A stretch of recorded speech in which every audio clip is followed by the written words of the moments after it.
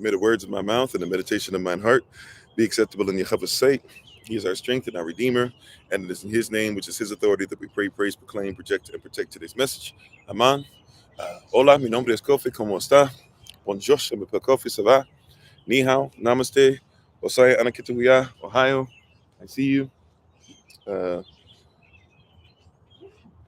Aloha, wagwan, kamsamida, akwa aba, itase.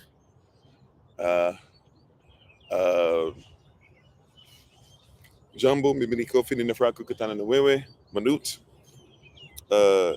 kamuma, papa, boker tov, boker tav, bakwartav, barakalat sham yahava, and I Kofi, headed the servants of Christ, Shalom. Hello, everybody. I am Pastor Kofi, Pastor Servant of Christ, where we are always changing lives one mind at a time, but being the voice of the voiceless and speaking the unspoken. Thank you for joining us again today, as always. And we appreciate your presence. Hopefully, everybody's doing well. Hopefully, everybody's had an opportunity to grow, to use some of the word, to continue to move forward. We're going to go right back to Proverbs chapter 3, verses 5 and 6. So if you'd like to be able to turn there in your Bible or your device, if you're able to, feel free to do so. Once you have it, say amen, say I got it, say I'm with you. Thank you, everybody. We thank you to the moderators, ministerial staff, SOC, Lottie, Daya, everybody. We appreciate you. Once again, we give all honor and praise to the Most High. You have Elohim. We give all praise and honor to Him for my wife, the Honorable Maya, or the Honorable Amma, who doesn't like to say able to be honored. As always, you can check her out on TikTok, YouTube, her website, and Pinterest at Bloom and Flourish. Not A&D, the letter Ed. Bloom and Flourish. She is a healer, herbalist, chemist, and biologist by degree. And we're thankful and grateful for everything that she's doing for the health of the diaspora. And you can also be part of her WhatsApp group. Hopefully your intermittent fasting is going well. We're still going through all the way through to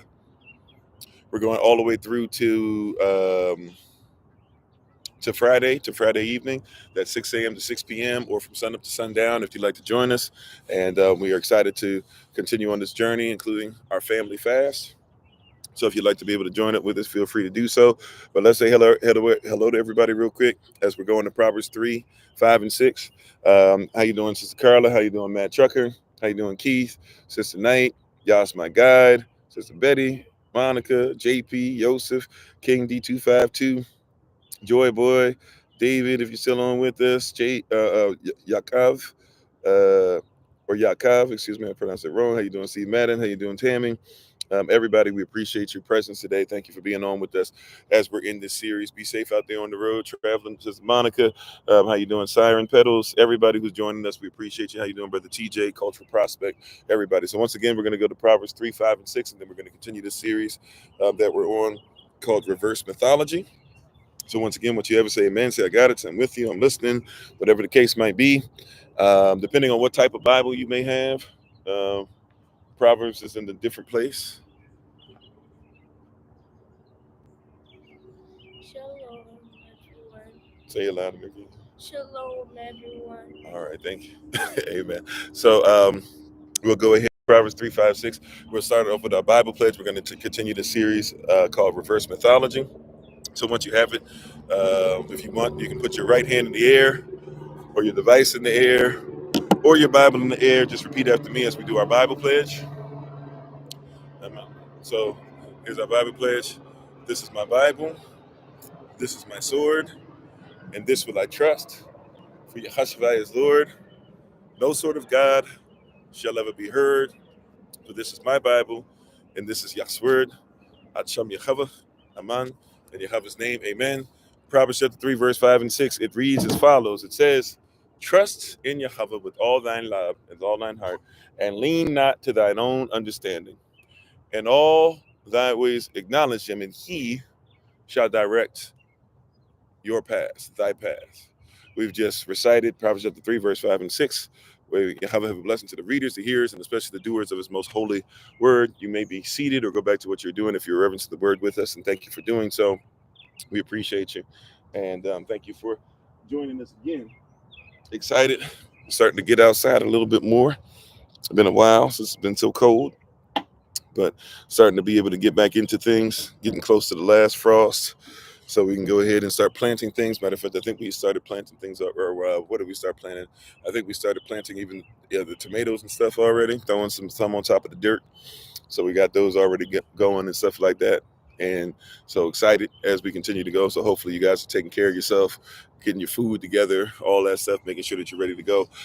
So today we're going to continue the series called Reverse Mythology. So many things that we do are based off of myths. We want to ensure that we're on a righteous path as far as like, hey, are we going by myths? Where did the myths come from? How do they guide our lives? And so one of the myths that we're going to hit, there's so many, obviously, we're going to try to do as much worldwide stuff as we can, or at least mention certain things here or there. But today we're going to talk about Lord of the Rings. And by the way, we're going to start our watch party, Lord of the Rings, on Saturday. You have to have the Clapper app to do so. We're not going to do it on TikTok because TikTok is always trying to find weird reasons. Oh yeah, Herbs Inside are growing. Amen. How you doing, babe? Thanks for joining. Bloom and Flourish. Check her out as always on TikTok, YouTube, or website, and Pinterest at Bloom and Flourish, not A and D, the letter N, Bloom and Flourish. But yeah, so we're dealing with a lot of stuff to where we are in a position where we're starting to go through the process of seeing these myths and where they come from, what they mean, how they permeate society. And Lord of the Rings is extremely important. I didn't even realize this until we were going through the myths and committed to what the Holy Spirit has sent us to do, and really started researching Lord of the Rings, because we kind of forget how big a deal Lord of the Rings was, right? Like, people don't really realize how much it's affected movie making, for example, right? Or just think about movies in general, right? Like The Matrix. A lot of people don't even know we did this already as a watch party. But remember, um, uh, you can look up Kofi underscore 40, like it says for the channel, or you can look up hashtag find Kofi, like the hashtag say for pretty much every video that we have. That's also the name of our YouTube channel and stuff as well. But you can look that up on Clapper, and we'll be doing that 12:30 p.m. Eastern New York time. But a lot of people don't recognize, like, even what was that? Where was that at? I'm sorry. How you doing, Minister Shante? How you doing, Madadak? Stephen, where were we at? Oh, so people don't recognize, like, even we did this already last year when we did a watch party, the one that I fell asleep on last night, the last night of it. But we watched Terminator 1, Terminator 2, and The Matrix, right? Terminator 1, Terminator 2, and The Matrix. How you doing, Sister Nadine? And why did we watch that? Because the sister, I always forget her name. Is her name Sarah? What's her name? The sister that actually wrote those screenplays. She wrote them to be a trilogy. Terminator 1, Terminator 2, and The Matrix actually go together. So a lot of people don't recognize that. They were changed, obviously, when James Cameron and the Wachovia, or whatever they're called, the Wachovia siblings, um, put together. Um, they changed it, obviously, when they got their hands on it, and a lot of people don't know she actually sued and won, and got money for it. I don't know if she got it for Terminator 1 and Terminator 2, but she at least got it for the Matrix. But when the sister wrote it, she was trying to show the machinery and even trying to show the Christology, in a sense, if you will. John Connor's Jace is JC. JC is supposed to represent Jesus Christ. And you have, right, remember, you have John Connors, and he's not born yet, but there's tales of him coming. He's born of somebody who they can't really find. Somehow, some way, somebody from the past is messing with somebody, or somebody in the present, or somebody in the future goes back to their past. Somebody in the present is dealing with somebody from the future. JC is supposed to be the things that are going to rule over things. You see this woman, so in a sense, immaculate conception. All these different things go on in Terminator 2. He's grown up. He's coming to knowledge of who he is. Thinks that he's kind of crazy, but this and that or whatever. And by the way, remember, these people were actually supposed to be people of color. I know somebody says, up here he goes trying to change the story, but I'm not changing the story. If you know, even in The Matrix, Will Smith was supposed to play the character Neo. Probably would have been a way different movie, but Will Smith was actually supposed to play the character Neo. When he looked at the script, he didn't really recognize the technology that we're trying to explain, and he said that the people, when they came to him, they sounded like they were kind of high with the stuff they were talking about. Little did he know, after he watched the movie, oh, this is something that is actually feasible. And then later on, when they realized they could make money, and they came up with Matrix 2 and Matrix 3, right? Um, then all of a sudden, he was able to at least get Jada up in there, right? So there's a lot of different things in how you doing, Miss Q. So there's a lot of things like that we don't even recognize just in making films have to happen, right? But these films in and of themselves have become mythology. To this day, if you were to look up Matrix on YouTube, you'll find a whole bunch of different movies, video games, clips, what people think this means, that means, how people live their lives based off of it. Star Wars, going back to the 60s, is something that now people are still going and doing things like that. Indiana Jones franchise still around, dealing with a lot of different mythology still around. And people grew up on this stuff, right? The Matrix, even though they turned the Matrix 1 into then a Matrix 2 and 3, which is why people don't like Matrix 2 and 3, because Matrix 1 was supposed to end with the Christ, right? Out of the machine. Anybody who chooses to come out of the machine, they can go ahead and come in, right? And be freed from this and go to Zion and have, in a sense, everlasting life or a real life, right? And come out of the falsehood and be a reality. These are all things that have happened where people are sometimes trying to tell stories or people even trying to manipulate stories. So there's a generation of people who grew up on nothing but Matrix, right? As far as they were twisted into every day. I remember when I was in the military and we were on watch somewhere, and there was a guy who really doesn't talk that much. You know, he kind of hillbilly type or whatever. He ain't really want to talk to me, this and that or whatever. And then we were out there on watch together, so we just so happened to have conversation. And in the midst of conversation, I mentioned the Matrix. The next thing you know, oh yeah, the Matrix, this and that, and man, that movie changed my life. And this was just when there was one, right? But it's like, yeah, it changed my life. And what do you think about this? And we're all in the Matrix, da, da, da, right? It was a commentary on life. And so now you get Matrix 2, Matrix 3. There's people that live by that and live by the video games and live by the Japanese anime versions of it that they did, right? There's a lot of that, right? A lot of people don't know that that exists. There's actually like a whole Matrix anime series, right? Now there's video games that have come out. Now there's new video games that have come out, right? And even a lot of stuff that's there. Now there's going to be a whole group of people that are going to live off of the John Wick stuff, right? You've got 4 John Wicks. So that's going to become a thing of how, man, yeah, I want to be bad like a bad A like John Wick, and I want to do this, I want to do that, right? There was in the well, I guess going from the late 90s, but really the 2000s, going through with Harry Potter. How many movies and how many things they even came out with a new Harry Potter to do the prequel stuff, right? So how many movies are based off of that, right? And are forming people's opinions, shaping people's lives. Because we can talk about comics, books, Marvel, MCU. We'll have to hit MCU at some point, and we've done a lot of MCU, just kind of talking about it over time. But that being said, today we're going to focus on Lord of the Rings. Lord of the Rings is interesting because it's mythology, but it's also Christology, because Tolkien is a Christian, right?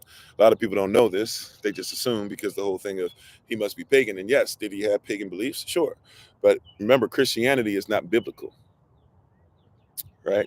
If we're going to start somewhere, and how you doing, Aaron? If we're going to start somewhere, let's make sure we start there. Remember that Christianity is in fact not biblical. Somebody says that doesn't make sense because Christians read out of a Bible. Well, I mean, a lot of you have read a Bible and don't believe it. So, right, just because you read a Bible doesn't mean it. Also, too, the Bible was written, or what you now call the Bible, was written before it was even called the Bible, and when it was written before there was a such thing as a Christian. Before we changed the name of Yahshua to Jesus, what you call the Bible existed. See, so that's a myth, that in order to read the Bible, I must be a Christian, or in order to believe in the Bible, I must be a Christian. Christians don't actually believe in the Bible, because Christians are mentioned in Daniel chapter 2 by looking at how iron mixes with clay. If you know how that works, that means that Rome is mixing, right, with the word of Yah, Roman Catholic Church, or the Roman Universal Circus. So we have this weird philosophy and thought process and theology and stuff that's based off of what we say is biblical, but it's really not. It's based on Bible. It's based on Bible. Christianity is based on Bible, right? And the Lord of the Rings is based on Bible, based on Greek mythology, and heavily based on Norse theology, right? So you have to realize those things, right? And I'm sorry, is it Ethel?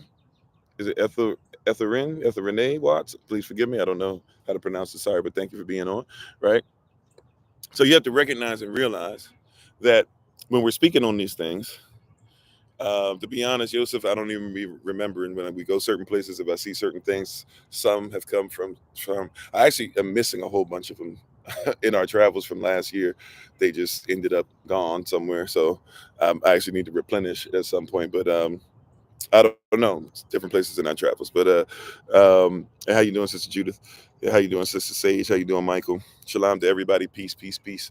Um, Matter of fact, today would be right. Shalom. Right, the third day of the week, so to speak. So, anyways, getting to Lord of the Rings. So, Lord of the Rings is interesting, an interesting dynamic because there's a lot of spiritual things that are continuing to take place and continuing to be put in, right?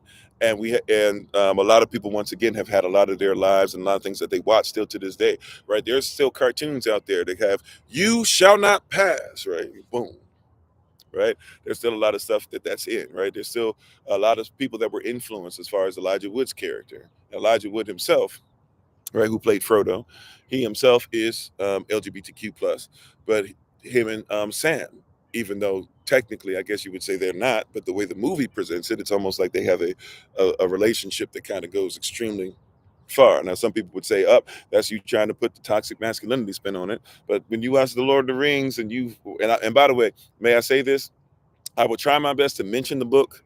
I will try my best to mention extended editions. I will try my best. We'll even talk about The Hobbit somewhat, but The Lord of the Rings, there's so much stuff. If we were trying to hit everything, so I'm going to focus, especially since we're going to do the watch party. My focus today is going to be on the movies. There's so much, right? These movies, especially the extended, the extended editions, right, can be 3 to 4 hours a piece. So I will do my best um, to I would do my best to try and make sure that we're looking at this stuff, you know, as I can, but we're going to focus on the original theatrical version. Okay, just letting you know. So if there's something I missed or there's something you didn't talk about this, and by the way, in all the movies, once again, so if we were to say they could be like three, let's just say they're 3 hours a piece. This is 9 hours of material, and even though we take about 3 hours or so during these live sessions, it's still not enough for me to talk about 9 hours, especially if we want to go into individual pieces of it. Okay, you never watched it. Okay, cool. So there are a lot of people who watched it and have seen a lot, and so it influences things, right? There's things that Lord of the Rings influence as far as how movies are made. Before Lord of the Rings, nobody would say we're going to make 3 movies in a row, as in we're going to take 2 years to make all 3 movies. All two for 2 years, right? The people lived together. They went to, where was that shot at? Is it New Zealand? No, I'm in the ballpark somewhere, but they went to a whole nother country and basically everybody moved away for 2 years, right? For 2 years to make this movie. So this was something that like even changes the way they do movies. Now you wouldn't have an MCU if it's not for Lord of the Rings. It was New Zealand, thank you. Okay. And they built a lot of stuff and they kept a lot of stuff practical. And yes, they did have some stuff obviously that had to be CGI, but there's a lot of different things that are there. You said your aunt forced your household to watch it. She was obsessed. Yeah. I watched the first one, especially when I was younger, right back when they had VHS still, and you can and people hadn't really came out of VHS yet. I watched. I used to go to sleep with the first one on repeat, over and over. Not on repeat, but every night I would watch Lord of the Rings over and over and over and over again. So at least the first one, right? The second one, the third one, I'm familiar with as well. I've watched them. So, so let's get into this. So first and foremost, if we're going to talk about the reverse mythology and some of the stuff that's in there, first of all, we must recognize even biblical titles. Number one, right? And by the way, when he wrote the book, Tolkien, when he wrote the book initially, it was, if you notice, the books flow and the movies flow very well because it wasn't actually written as 3 books. At least it was actually supposed to be one big novel with 3 separate, not chapters, but 3 separate, please forgive me as an author, I should know this word, but 3 separate units within, right? And what happened was is there, before World War I, there was actually a paper shortage, right? So before, not necessarily series, it's something else, but please forgive me, but it's there was actually a paper shortage. So since there was a paper shortage, he had to actually wait. So he gave first Lord of the Rings, second Lord of the Rings, third Lord of the Rings, right? And so these are, if you look at these titles, you'll see stuff like the Fellowship of the Ring. Now, somebody says, well, fellowship is not only a biblical word only, right? But the fellowship, right? The fellowship of the ring. So fellowship is important. And somebody says, well, that's not biblical. Well, you'll see something like Return of the King. And if you watch this stuff, right, like Aragorn is not even his initial real name, but Eragon is what his name is turned into. All right, or actually, I'm sorry, Eragon might be closer to his original name. He actually has a bunch of names. Just like, oh yeah, we say that he goes by many names, right? You see some of that in there, but Eragon is supposed to be represent Christ. Christ has left, right?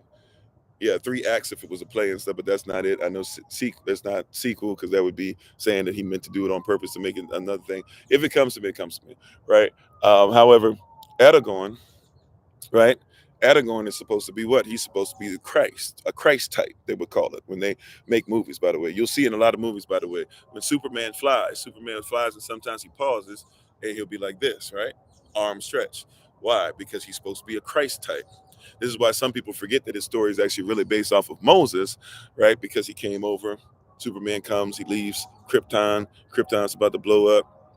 He comes to, the to Earth, but he comes in a basket, right? He comes in something that is a basket and is taken over, and so this woman finds him and stuff like that, and then they raise him and disguise him as a human, even though they know him to be foreign or an alien.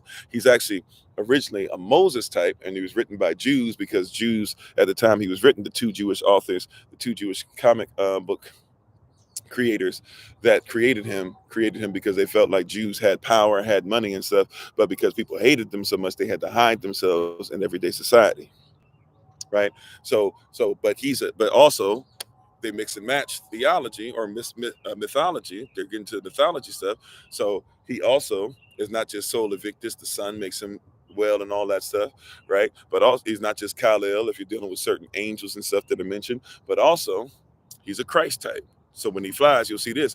Also, Tony Stark, who's actually supposed to be demonic, he's actually like a devil type, right? But then to make sure that worship of the devil is insinuated, he becomes a Christ type, the devil basically being the Christ type, reversing roles and stuff. And so you'll see Tony Stark standing like this. Remember when Jericho, the weapon Jericho that he makes, it causes all destruction, the walls coming down, so to speak, behind him in Iron Man, and he puts his arms out. This is something referring to a Christ type. You'll see this with the bad guys. You'll see this with Ultron in the Age of Ultron, right? In Ultron, he talks about he puts his hands out. He's a Christ type, and he also says, "Upon this rock will I build my church." He literally uses that in there, the evil person, because in a lot of these movies, what you'll discover, right? Now, Tolkien's stuff is different because he's a Christian.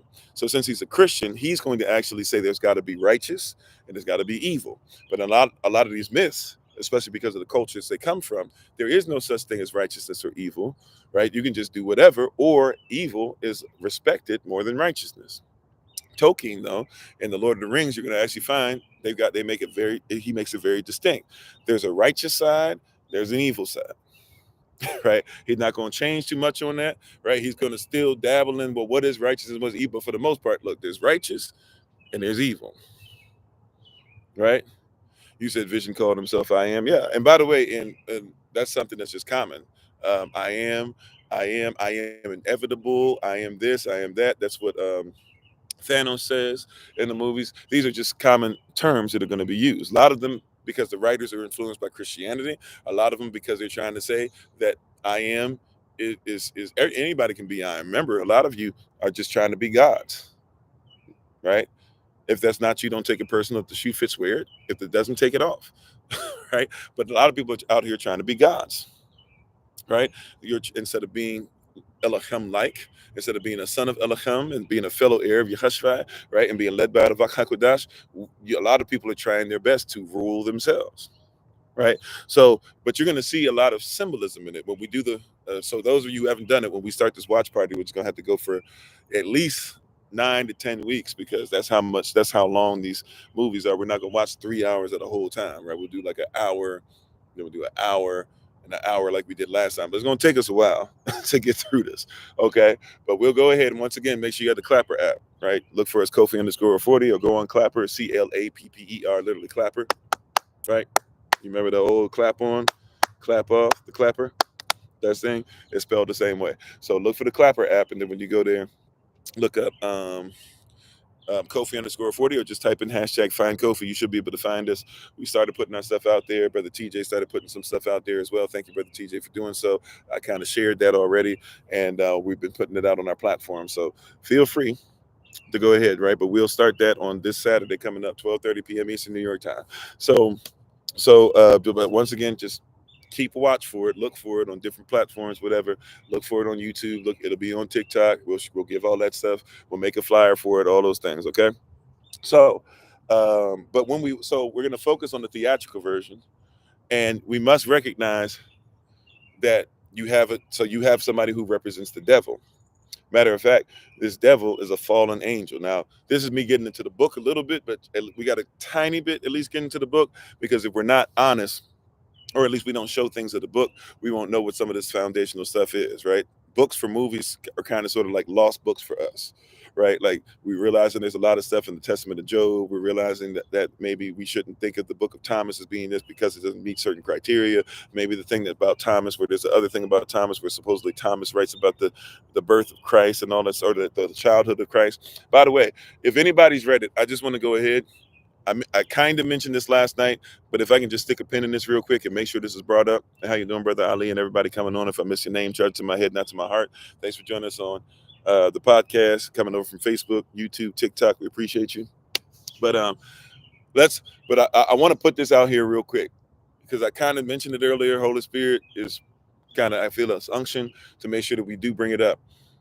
If you ever read, I don't even remember exactly what the book is called, but if you ever read it, something basically supposedly by Thomas, or at least somebody named Thomas, but written by Thomas and supposed to be about the childhood of Christ. It is a fiction. It is a fallacy. It is not real. Now, before somebody says, well, that's what they said about the other lost books. Remember, we talked about your signature last night. Anybody remember, if you were on with us last night, we talked about your signature. How you doing, Natriel? Right? So I'm not talking about the Gospel of Thomas, which, by the way, we talked about is not necessarily written by Thomas, and it's really just somebody putting a lot of stuff in and just putting like bullet points. So even the Gospel of Thomas, somebody just put a bunch of bullet points in. They don't go in any order. They don't necessarily always 100% match up. And somebody just basically like, so even if Thomas wrote it, I guess, but it doesn't have a signature that shows us, right? And doesn't exist really. At least we can't find anything that exists as far as the Gospel of Thomas until at least 500 to some people say 1,000 years later, depending on who you want to believe, after Christ would have passed, right? Which wouldn't make sense, unless we're saying that those aren't original, but it seems like those are the originals. But that being said, I'm talking about another one where it's supposedly supposed to say that they knew Christ, or this is how Christ's childhood. If you ever see that, study it for yourself, right? If you don't want to trust me on this, but once you finish studying it, run, right? Because it's it starts off basically, Christ is basically like a serial killer. Anybody that comes against Christ, he takes their life. Put it like that. Right? If you read it, it's wild, right? So I kind of touched on it last night, but even with reverse mythology, there's people that will read and pick up stuff, and now everything is a lost book. Always look for signatures. I'm not saying there are no lost books. I'm not saying the whole 54 apocrypha thing that people are getting has no value. It has a lot of value. A lot of those books are things you need to read. I'm just trying to tell you, there's some things you got to be careful about. And when you read that book I'm talking about, you see, like, there's a lot of stuff that you can tell. Oh yeah, there's no way. Like, anybody who says so, Christ sins, or watch this, Christ in supposedly, he's a little child, he picks this stuff up, picks up some dirt, he turns them into turtle doves. Rather than somebody saying that's a miracle, or even saying that's a demon, somebody says you did it on the Sabbath. One of the Pharisees, right? He got a problem with the Pharisee, and so he asked him a question, and since the Pharisee can't answer it, then he takes the Pharisee's life. Right? Or he's playing with some friends. Here's another part of this story. He's playing with some friends, and then all of a sudden his friends say something bad about him, and so he takes their life. Or then there's a lot of people who don't like what he's saying, and they can't see him as being the Messiah already. So what does he do? He ends up blinding them, and he says, well, they don't really have eyes to see anyways, right? Somebody wrote a whole, like, you can see, obviously somebody's twisted this thing up. So, and it doesn't make sense with a lot of stuff that we see, especially if you're going to say that he had a first miracle, even though we say his first miracle happened in the womb. But if you're going to say he had a first miracle, and you think his first miracle is turning water into wine, right? So I'm just saying, you got to be careful culture wise. Look for signatures. Look at what stuff is going on. I will say this about the 66 books. Yes, we found stuff where we said you got to know what the words actually mean. I will say this though: the 66 books are consistent with what the word of Yah says. So if you're reading something and they don't match, I'm not saying they can't fill in stuff, but if they don't match at all, If there's not even any signature, the same type of signature that would be with the people of Israel, you got to steer clear. So just wanted to say that I mentioned it last night. I just wanted to make sure I make that abundantly clear. Thank you, Holy Spirit, for the reminder. How you doing, Will Brown? Thank you so much for being on. Um, how you doing? How for life? Yeah, it's found in the Dead Sea Scrolls, Sister Beverly. Amen. Um, how you doing, Brother Thomas? So, so, but in this stuff, Tolkien is going to have a lot of stuff that's Christian based and heavily Norse theology based. There are other myths in there, but you're going to see a lot of those things in there. But is it Sauron? Because Saruman is the white wizard, right? So it's Sauron. Sauron is basically the fallen angel, the devil. He's one of the first. So like in Greek mythology, how we talked about how Gaia had brothers like Eros and other people that existed, and there was a big bang. They have no mother, they have no father, they just were. All of a sudden they were, and that's the beginning of time. Um, Sauron is supposed to be somebody who's there from the beginning, and there was and he falls right when he is actually trying to be he's like righteous at one point, then he decides that he needs to be ruled, or he needs to rule over people, and he needs to be worshipped. He needs to have people that are worshiping him. So Sauron, if you've seen the movie, or if you even seen, because there's so much stuff about it, if you've seen the guy that has the mace in his hand and is whooping everybody around by himself, and he's taller than everybody else, and then eventually he gets too full of himself, and he tries to defeat the king, and the king cuts off his finger. When he cuts off the finger, the ring leaves, and Sauron blows up, and basically every evil thing around him crumbles, and all the ground crumbles, and earthquakes happen, and all that. And then the big eye, if you don't remember anything else, if you've seen that, the big eye that they showed that has fire and stuff, that's Sauron. That's supposed to be the devil. And just like a lot of things in real life, this devil Sauron is not supposed to be mentioned, right? People don't call him out.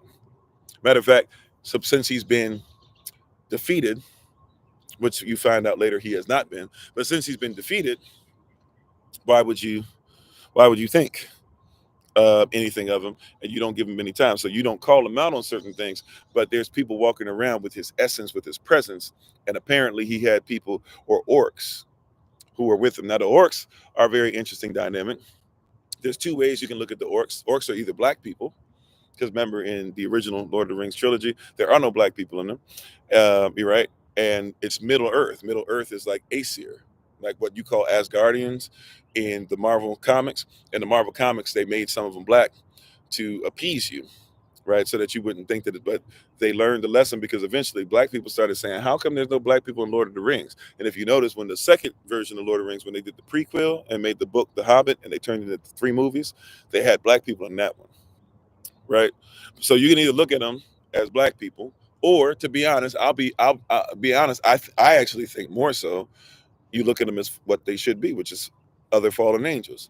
You have Sauron, who's fallen, and then you have these orcs, who are fallen angels, right? The orcs used to be as beautiful as the elves. The elves are supposed to be the angels, right? The regular white folk are supposed to be human beings, right? In Middle Earth, that actually comes from Midgard, right? Midgard is North theology, right? So if you know about Thor, and everybody that's there with Thor on the planet or in the realm that he's supposed to be in, Thor is supposed to be over Midgard. He's supposed to live in Midgard, and he's supposed to be one of the higher ranking ones in Asgard. But the realm, there's 9 realms there, right? Just like we talked about yesterday, there's going to be 9 human beings that actually fall for the okey doke with the ring, right? So there's going to be 9 human beings, but these 9 human beings who are ruled by Sauron. Basically, you're talking about like how the 9 realms are ruled by the All Father, are ruled by Odin, right? So you're seeing Norse theology, Christianity, a lot of stuff going on or whatever, right? So Sauron has lost his essence. Now remember, we talked about in even Greek mythology, Uranus, who's supposed to be firmament, and how Uranus was lost his 2 grapes that were connected to the vine. Remember we talked about that, right? So Uranus, and he becomes firmament. His spirit and his soul exist, but he has no body. He has no physical form anymore. Well, same thing in a sense happens with Sauron. Sauron, when he has his fingers cut off, right? His essence is thought to have been gone, but the ring that's on his finger carries his essence, carries his spirit, right? The ring, therefore, is going to represent idolatry, Okay, right?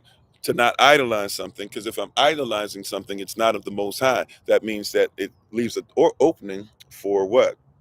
For me to be, and it's very interesting. Obviously, they don't use this word in the movie, but it leaves a door for me to be possessed. So the ring, and by the way, we talked about this before too. The ring and even the dragon and the hobbit, they come from Norse theology as well. So do the dwarves, who are supposed to have made the rings. But when you're talking about this stuff, the ring, it inhabits. There's a presence, the essence inhabits whoever wears it. And how you doing, Sister Shima? Right. So the ring, whoever's wearing this ring, is possessed. Right. Matter of fact, it starts to do things to you where you could take on dual personalities, duality, right? Dual personalities, multiple personalities, or even being double-minded. How you doing, Missy Fizzy? Right? How you doing, Brother Vincent? So when you put on this ring, right, you are in duality. When you put on this ring, you have two personalities. When you put on this ring, when you get possessed, right, you can't help but be what you might call schizophrenic. How you doing, Victorious One? Thanks for being on again. Thanks for Big Roy for being on. Appreciate y'all. Right? How you doing? I don't know how to pronounce it. Is it Bryn Jackson? I don't know if I'm in the ballpark there, but thanks for being on. Right? And Lune. Okay, please forgive me about to mess this up. Please forgive me. Lune Neni and Catherine Miller and Honey Lips and all that. Honey Lips Sweet and everybody coming on. Alrighty. So you're having a lot of dynamics that are going on. A lot of things in the mythology, right? So anybody who holds it, they are no longer, even if at first they seem to be all right, they are influenced right from the jump, and eventually over time you begin to see that they change, and ultimately the ring's whole responsibility is to try and get back to its master, right? Important that you catch this. So once again, there's Christology, there's Greek mythology, there's Norse theology. How you doing, Sister Barbara? How you doing, Daisy? All those things are there, right? And so we're seeing all of these things take place. You got to recognize and realize this is something that's being done on purpose. This is something that's being done to ensure that you are going to look. These are things that come from other mythology, right? And we're talking about this today once again because it has affected so many people, right? Whether you know it or not, in some way, shape, or form, something you've been a part of, something that you've read, some movie you've watched, some cartoon that your child has watched, some book that you've read has been affected by the Lord of the Rings. Matter of fact, it was affected by the books before it was affected by the movies. There are many people that went to the Lord of the Rings and already knew everything about what was going to happen with the Lord of the Rings, right? So so this is something that is affected, and once again, if it's affected by that, then you got to talk about Christianity being affected, Tolkien, Greek mythology, Roman mythology affecting Tolkien, and even Norse theology affecting Tolkien. How you doing, Sister Sheila? Yeah, twisting multiple things in reality. Matter of fact, same way that George, I keep saying matter of fact, excuse me, same way that George Lucas said he made up Star Wars to get rid of the mythology that any religion was necessary, and that there's no religion, there's no dark side, there's no light side. It's just all is. It's all the force. It's just one. That's their version of holy, right? Remember, when you say holy, holy means put a W before that H. It's one. Allah, Aleph, one, right? What's the most important of all commandments? Hear, O Yahashel, Yahweh Asar, what? Yahweh Allah, He is one, Elohim, and you must achaba Him. You must love Him with all thine lab, all thy heart, and all thy nachivash, all thy soul, and all thy mind, or all even their ravak, even to a certain degree, right? And then all thy strength, which really would be ravak hakodash for us, right? Or Yahweh Himself is our strength ultimately. So, right. So for that's holiness. For the world, though, for the new world order, what is it? Everything is one. There's no such thing as righteousness or evil. Everything is one. How you doing, Sister Irene? Right. So when you're talking about these things, you even go back. Okay, you can talk about the testament of you can talk about the testament of Solomon as well, losing the ring. It's tied in there as well. And then so you mix that, if you mix that story with it, and then think about what's going on with the Norse theology part of it, and then think about what's going on with the right, like it's all exactly, so like it's all these things that are coming together. And like I said, I know these movies, I'm only focused on the movies, and I'm trying my best. There's like 9 hours plus of just theatrical, version. If you talk about extended version, we could be at like 11, 12 hours. So even when we start doing the watch party, we are more than likely, I don't know, we might do the extended version. I guess that'll just mean we're doing a watch party every Saturday for a long, long, long, long time. I guess. I'm not going to try to do the things in the night, especially that many nights in a row, because y'all saw what happened to me on the third night. I was snoring on y'all. So it's going to be during the day. Once again, get the Clapper app to join us for that when we get ready for that this Saturday, 12:30 p.m. Eastern New York time. I will try to have something together for you guys for an adult Bible study or adult, for those of you who want like an adult Shabbat school. We talked about that in the last meeting. I'll try that for this Saturday. I will try to give you a time, and but we will have one. If it is going to be on this Saturday, more than likely it's going to have to be like somewhere around 3 o'clock p.m. Eastern New York time, right? So, so, so something like that. But we will do an adult Shabbat school. We'll try to put out a Google Calendar invite that out to you guys who want to be part of that. Okay. So yeah. So the ring and all that stuff, it possesses people. There's a spirit inside of it, right? When you are into idolatry, there's a spirit inside of it, right? If you're going to take on things, and matter of fact, we talked about this before with the Greco-Roman mythology that we went through. Really, we just focused on Zeus for the most part, but even a lot of people don't recognize this, and even to act these things out, right? The actors, the actresses, they'll tell you. I'm sorry, what'd you say, babe? I thought we decided that the last. Oh, okay. I'm sorry. I didn't know that that's what we decided. I apologize. I guess okay, or I guess it was mentioned that. So okay, I apologize. So I guess for now we'll just do the live sessions. Sorry about that. Um,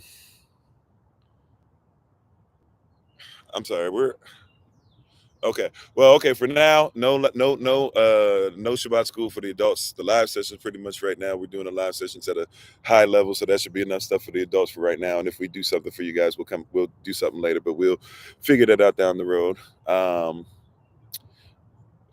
I'm sorry. We're I don't know, where was I at? I'm sorry. Uh, yeah, and we're focusing on the teens coming up. So the teens will have something on the Saturday. I'm not sure what time or what. I don't know. The teens will have something on a specific date that's coming up soon. We'll have more information. So let's make sure that we're ready for the teens. Sorry for bringing that up. So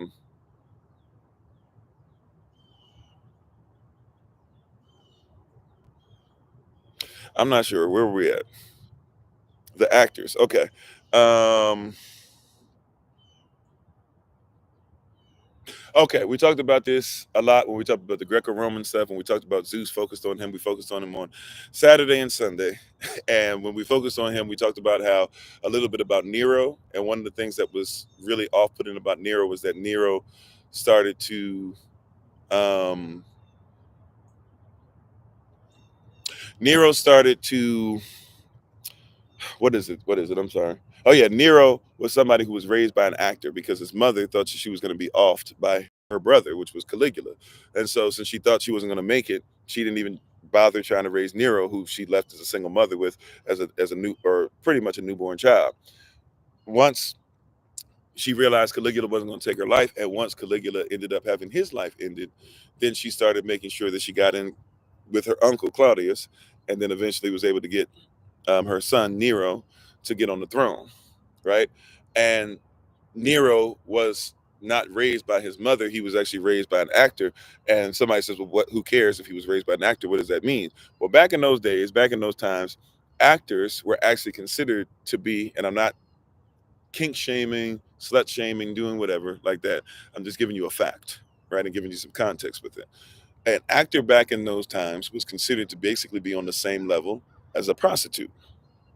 People will go, well, people had prostitutes and stuff in Greek and Rome and all that stuff. Sure, they did, but prostitutes were not considered to be as high up as others. Matter of fact, there was an issue with this with Artemis, who was worshipped, because when Artemis was worshipped, people were looking kind of weird in places like Ephesus and others, to where they're like, why are you worshiping this person and saying that your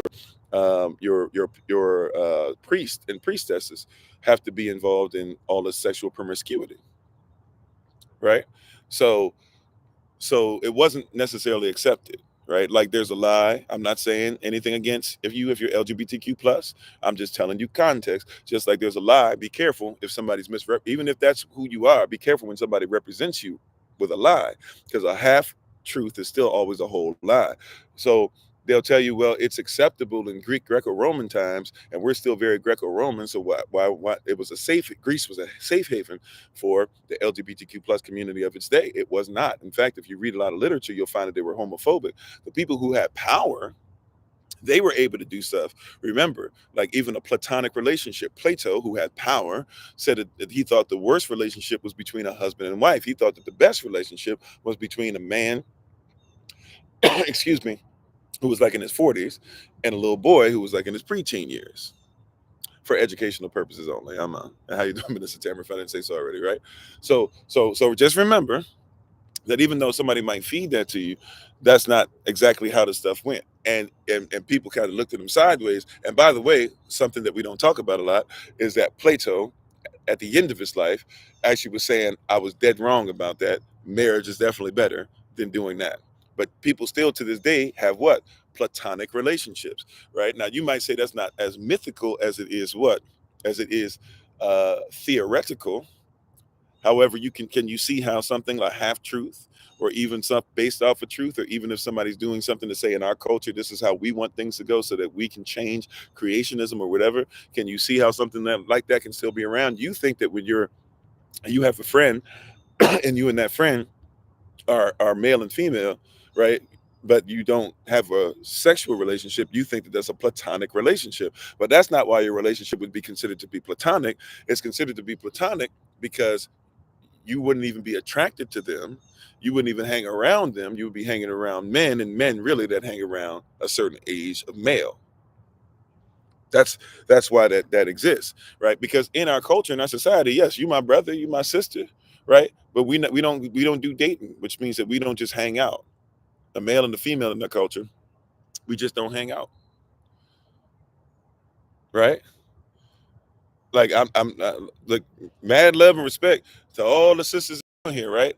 Right, but outside of Alma, I don't hang out with sisters like that, because like we can come to a group thing, right? We can be next door neighbors, right? But we're not really gonna hang out, like, because that's dating, and we don't do dating in our society.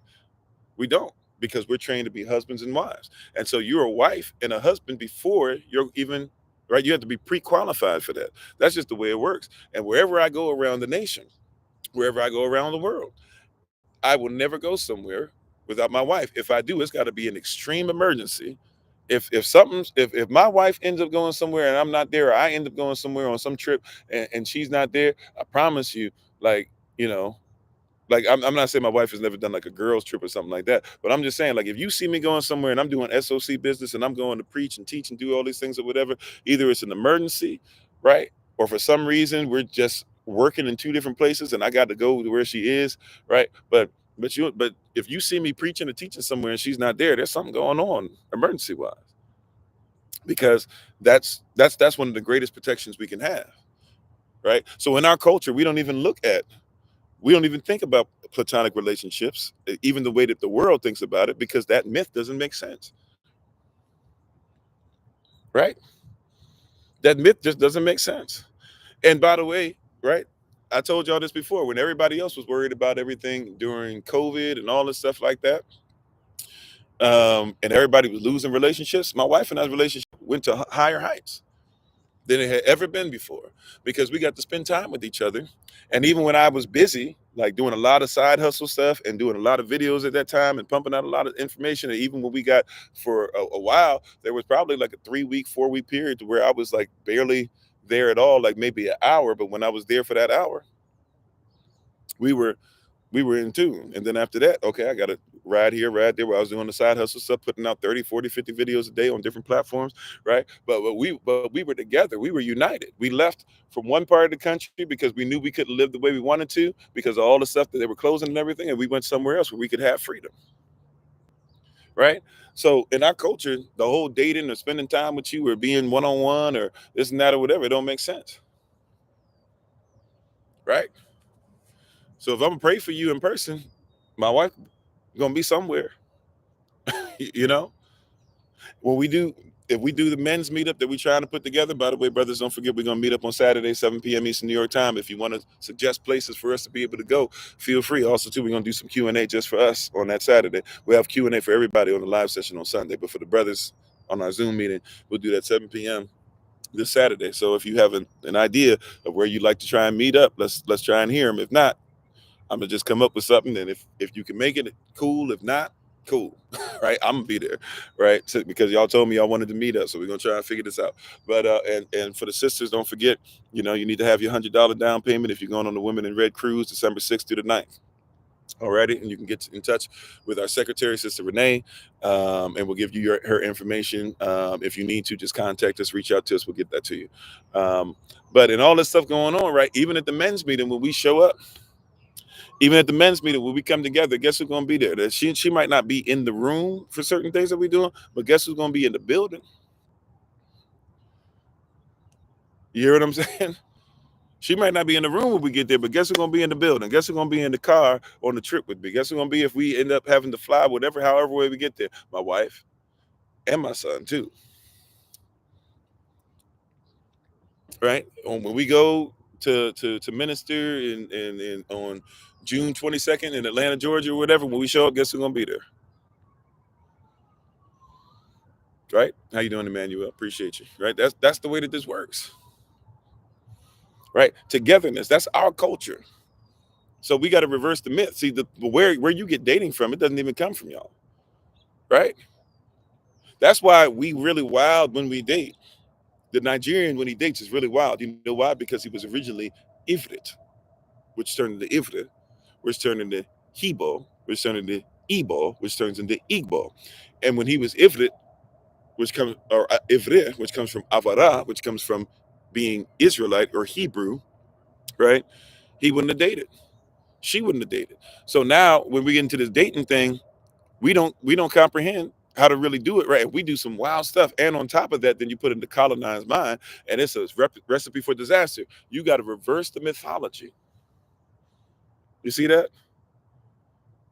You got to revert. There was a time where natives didn't date and have sexual relationships and go on. If you're talking about being indigenous American, indigenous Australian, indigenous whatever, right? You didn't lay down with each other all the time and do this and have long relationships, and y'all been going out for 3-4 years and you still not talking about marriage yet.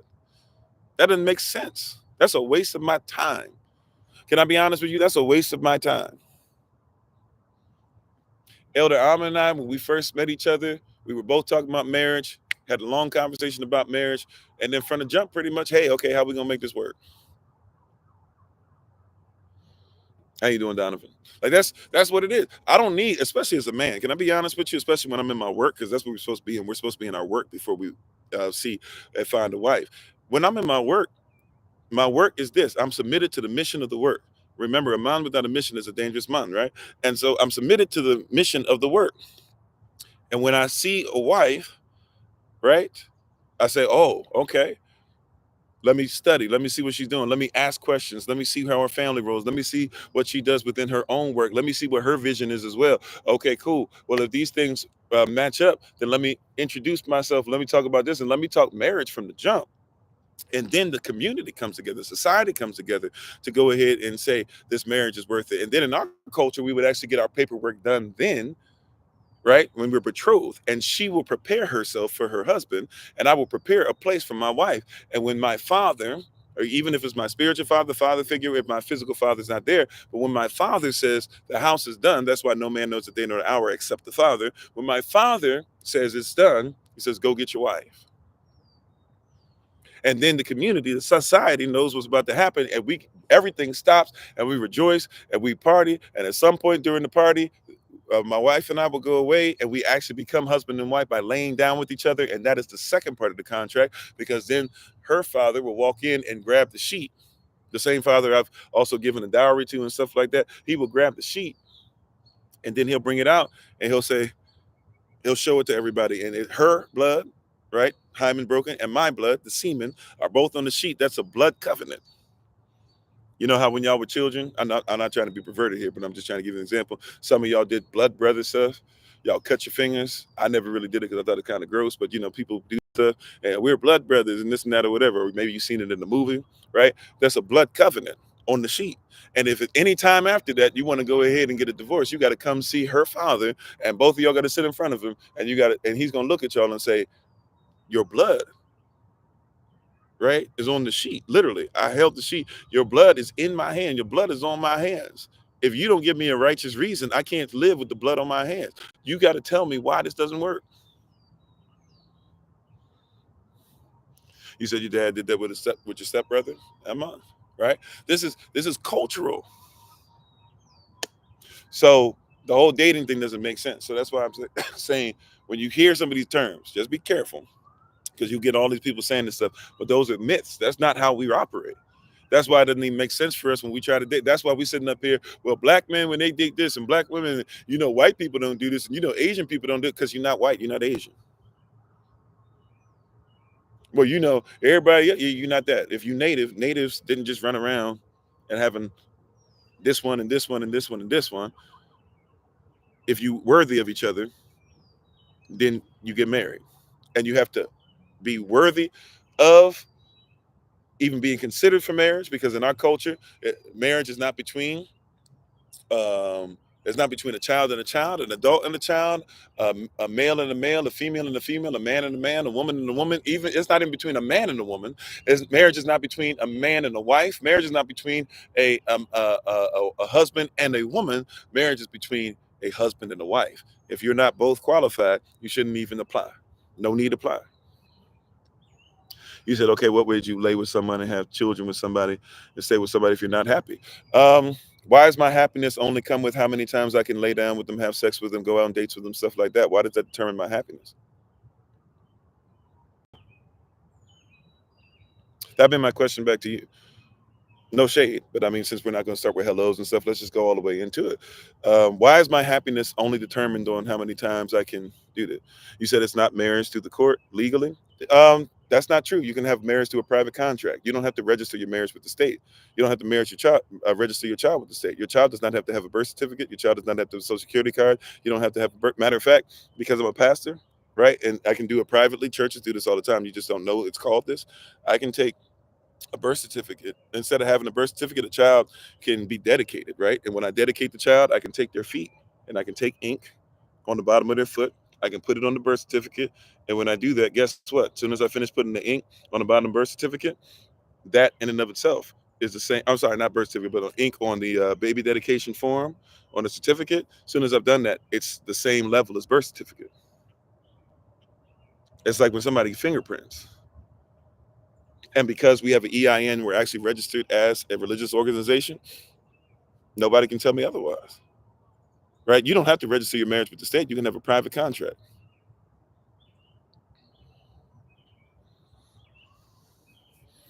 You don't have to have, you don't have to have that, right? Somebody taught you that. It's a myth. That's what we're doing, reverse mythology. It's a myth.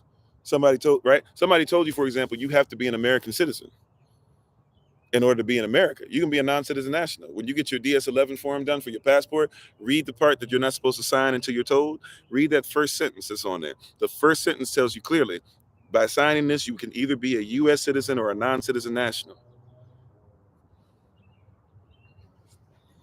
Right? It's a myth. Remember, not everything that's lawful is legal, and not everything that's legal is lawful. So this is how it also works, though, being honest. So I, as a pastor, if I were to marry you, right, I am private. I'm in the private institution. Marriage is an institution. It shall remain private because we want to make sure that it's not public, because if it's public, it has to be registered and therefore governed by the state. We want this to be governed by the Most High. So we're going to come up with a private contract, right? If we decide to have a private contract and go through the private contract and do this with one another, and you guys are, and I'll be the representative of the Most High, I'll be the witness, therefore, you two are the ones that are coming into covenant with each other and going to have to consummate it, because by law, no marriage can actually be legal unless you consummate it. If you don't, it can be annulled, right? So by law, you two are going to be married with the contract of having sex with each other. That's what actually consummates, makes your marriage official, two becoming one. And then you register that with the state, right? I will not register with the state. Matter of fact, I can't just marry, even if I was. But and by the way, I am technically, I guess you could say, at one point, I did everything registered through the city of DC. But if I'm registered in the city of DC to do a marriage, I can't just fly to California and marry somebody. I'd have to be registered with the state. So how do you make that work? Either you have to have somebody else do the marriage, or you have to therefore then go online, fill out some stuff, basically fill out a lot of BS and say you believe in some stuff you don't, and then they'll say, okay, you can register in California, because whoever's ordained, you're not ordained by the preacher who ordained you. You're ordained by the state, right? You're not ordained by the preacher who's doing this. You're ordained by the state.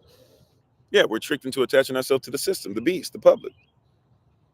Those are things. They sound nice, but they're myths. We got to reverse the mythology.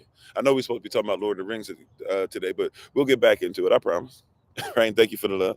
And I'm sorry if it's lagging for people. This is about the best I'll be able to give you today. I'm out here today, right? So we have been tricked with all these myths, the same way that we were with all these books and all these different things that people do or whatever. You said, okay, that's where the paper marriage license comes from. That's where, if you go to register your marriage with the state, you can have a contract for just about anything. And if it's a private contract, it has to be lit. You can put in your private contract what you're going to do if you get a divorce. You can put in your private contract what you expect. You can put in your private contract what how many children you guys would like to do. I mean, you can do whatever, right? I know you think that you have to, like, your car does not have to be registered with the state. We often just do it because that's what we were told. But your car doesn't have to be registered with the state. If I own my car, why would I say, okay, I want you guys to tell me what to do with it? But you have to know how to declare it. This is why people don't study law. The people who don't like law, right? Since we don't like law, or we try to live by law but don't want to follow it, we oftentimes do things and get caught in legalisms that are legal fictions. Remember, even by definition, your birth certificate is a straw man. What is a straw man? A straw man is a legal fiction. It is actually, in property law, it means you belong to somebody. So your birth certificate is a straw man, right? That's what your birth certificate is. If you know what a straw man is, if you just study even in common law going back to England, which is where you came from if you're an American citizen, right? Then follow your law. Follow your family tree, your law tree, so to speak. Right? What is this? What is a straw man? When they write your name in all caps, it's not even you. It is like your trust, or it is the thing that belongs to somebody else. The United States is not even a country. It is a corporation. If you don't believe me, look up 28. That's 28. USC, that stands for United States Code, 3002 3002 1515, subsection A, B, and C. That's all the subsections, by the way. That's, once again, 28 USC 3002 15 A, B, and C. 28 USC 3002 15 A, B, and C. 28 USC 3002 15 A, B, and C. That's United States Code. That's what you call law. And guess what it says right there in subsection A? It says specifically the United States is a corporation. I'm not even adding anything to it. It doesn't even say the United States is. It actually starts off, when you get to 15, it says the United States is, and then it says colon, and then subsection A just says corporation.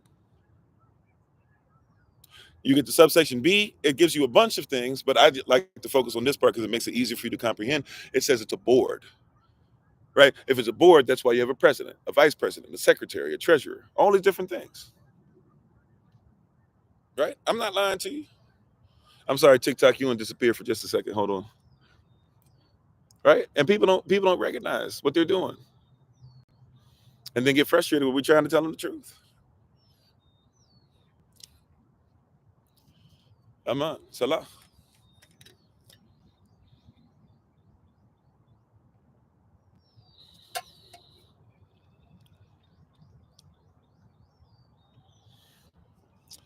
Right? We don't know. Right? We don't realize, we don't recognize it. Right? And then subsection C says instrumentalization. That means it's publicly traded. What's publicly traded? Well, the money. Well, what backs up the money? Because money is a check, right? So what's backing up that check, that money that you have, that representation, that middleman, that intermediary, that negotiable instrument? Well, gold and silver. No, there's no gold or silver, not since 1930s.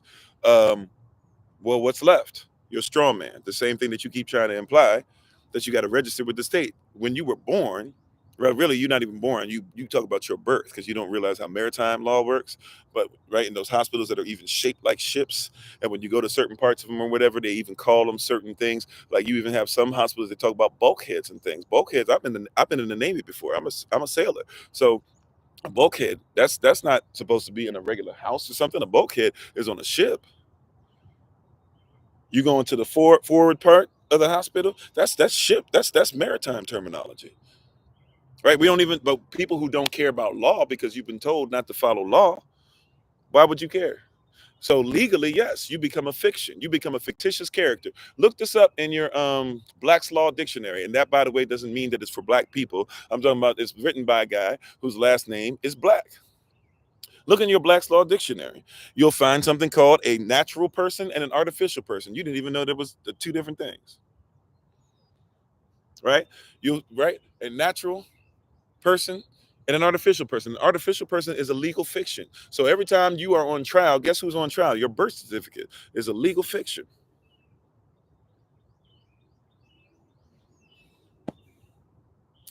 right? So I'm just saying, you might follow a lot of different things, right? You might, you might have heard a lot of different things, but it doesn't mean it's true. It's mythology. We got to reverse the mythology. You see what I'm saying? And I'm not trying to attack anybody. I'm just trying to show you. When I was talking about marriage certificates and stuff, everybody's first response, oh, but you got to get it from the state. No, you don't. Are you a natural person or not? Do you belong to something outside of the United States or not? Because if you do, then why would you keep registering everything with them? The only reason why you are allowed to be taxed is because your benefits and privileges all come from the state. The second that you decide to stop getting your benefits and privileges from the state or from the federal government, right, you're done with taxes. Anytime I do business with them, I got to pay taxes, but I don't have to pay taxes for a bunch of stuff. So watch this. If I'm eating a lot of the food for myself, why do I need to be taxed on food? But if I go buy food from the store, or if I go buy food from the restaurant, and both of them are tied into the legal fiction, then yeah, when I do business with them as a private citizen, as a private sovereign, but still, when I do business with them, well, that's just contractual. If right when you're in the system but not of it, you're in the world but not of it.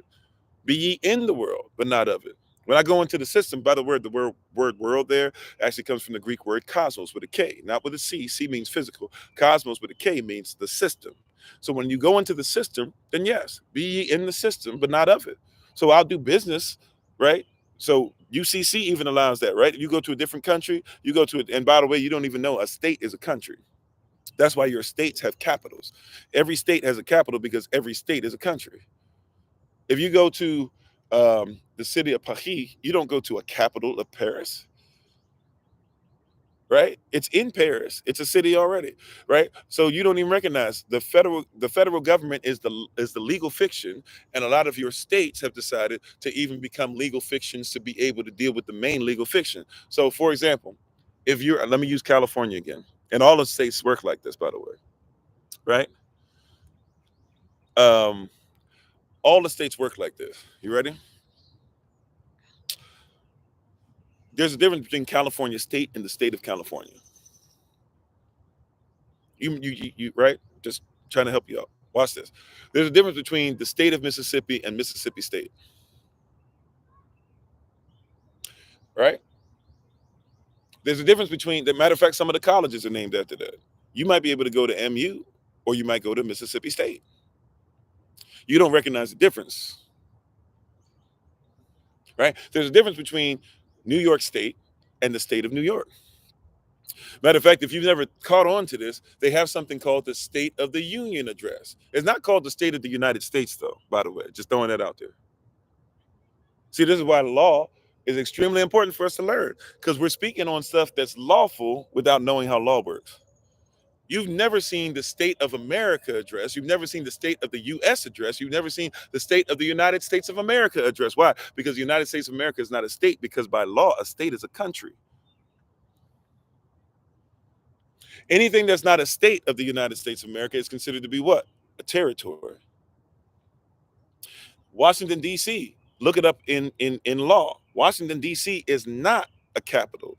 Washington, D.C. is considered to be a territory. The same way that Puerto Rico is a territory, the same way that Guam was a territory, the same way that the Philippines is a territory. The United States is does not have a capital by law. It actually has a territory, right? It's just a fancy way of saying colony, by the way. When you colonize somebody, why? So Washington D.C. does, even though it has now representation, it still doesn't have voting rights, right? Because the representation still can't vote.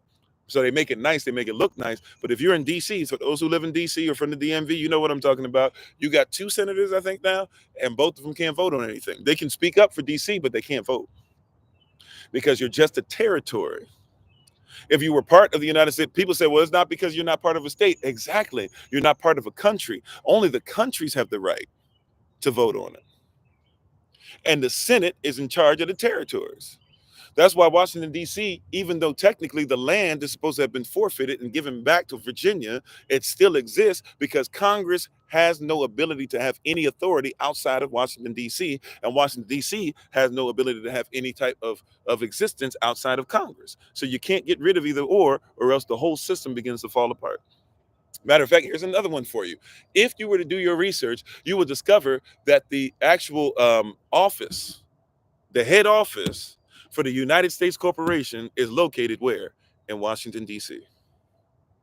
So if you get rid of Washington, D.C., and you're making something different, you actually change even the authority that the United States Corporation has. They'd have to move where they are. But you think that because they call something a Capitol building, that's the capital. That's like you saying the Federal Reserve Bank is part of the United States of America. The Federal Reserve Bank is not part of the United States Corporation or the United States of America. They are the ones who tell the United States Corporation when they can print out money. We got to reverse the myth.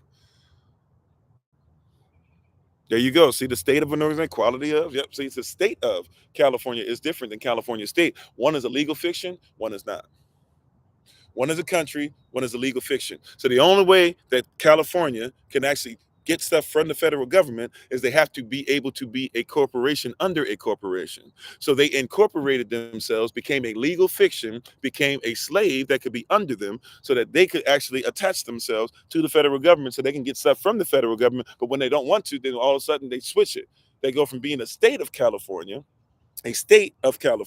something that belongs to the federal government, this in a certain state, they belong to the federal government. So they're the state of California. When they don't want to listen, though, then all of a sudden they become California state. Right? These are myths. Come on. All right. We got to reverse the mythology. We're out here saying all this stuff. We got to reverse the mythology. Right? We talked about a myth last night. Here's another one for you. Yehoshua said in Matthew chapter 16, verses 1-4, that everybody keeps looking for a sign, but it's wicked to keep looking for a sign when the sign you should look for is Jonah. So the sign, everybody talking about, well, we're not walking on water anymore. We're not touching everybody's foreheads and they falling out. We're not doing it. And that's a myth.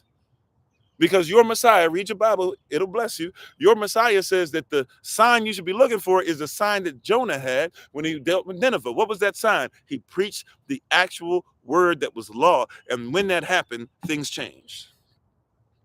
The Messiah himself, he tried to go back to his home country. By the way, in Israel, they called his place where he lived a country. See, you don't recognize how states work. Israel had many different places within itself that are considered to be states, countries. Right? And he goes back to his home country where he's raised, and he preached the same message that he did to everybody else. And his people wouldn't listen to him, not because the word wasn't correct. It said they didn't listen to him because even though they recognized it was powerful, they said, how did he get that? We don't like that he got it, and he's from here. How come he got what we can't have? And once they did that, it said he could not perform one miracle. He went back to his state, to his country, but he went back a freedman, so to speak. He went back a sovereign, and he came there to try and free them up, set the captives free. And the captive said, we'd rather be captivated and be captive and be chained up than listen to you, because how did you get free and we didn't? This is why many people will never come out of the myth, because you can't hear the truth.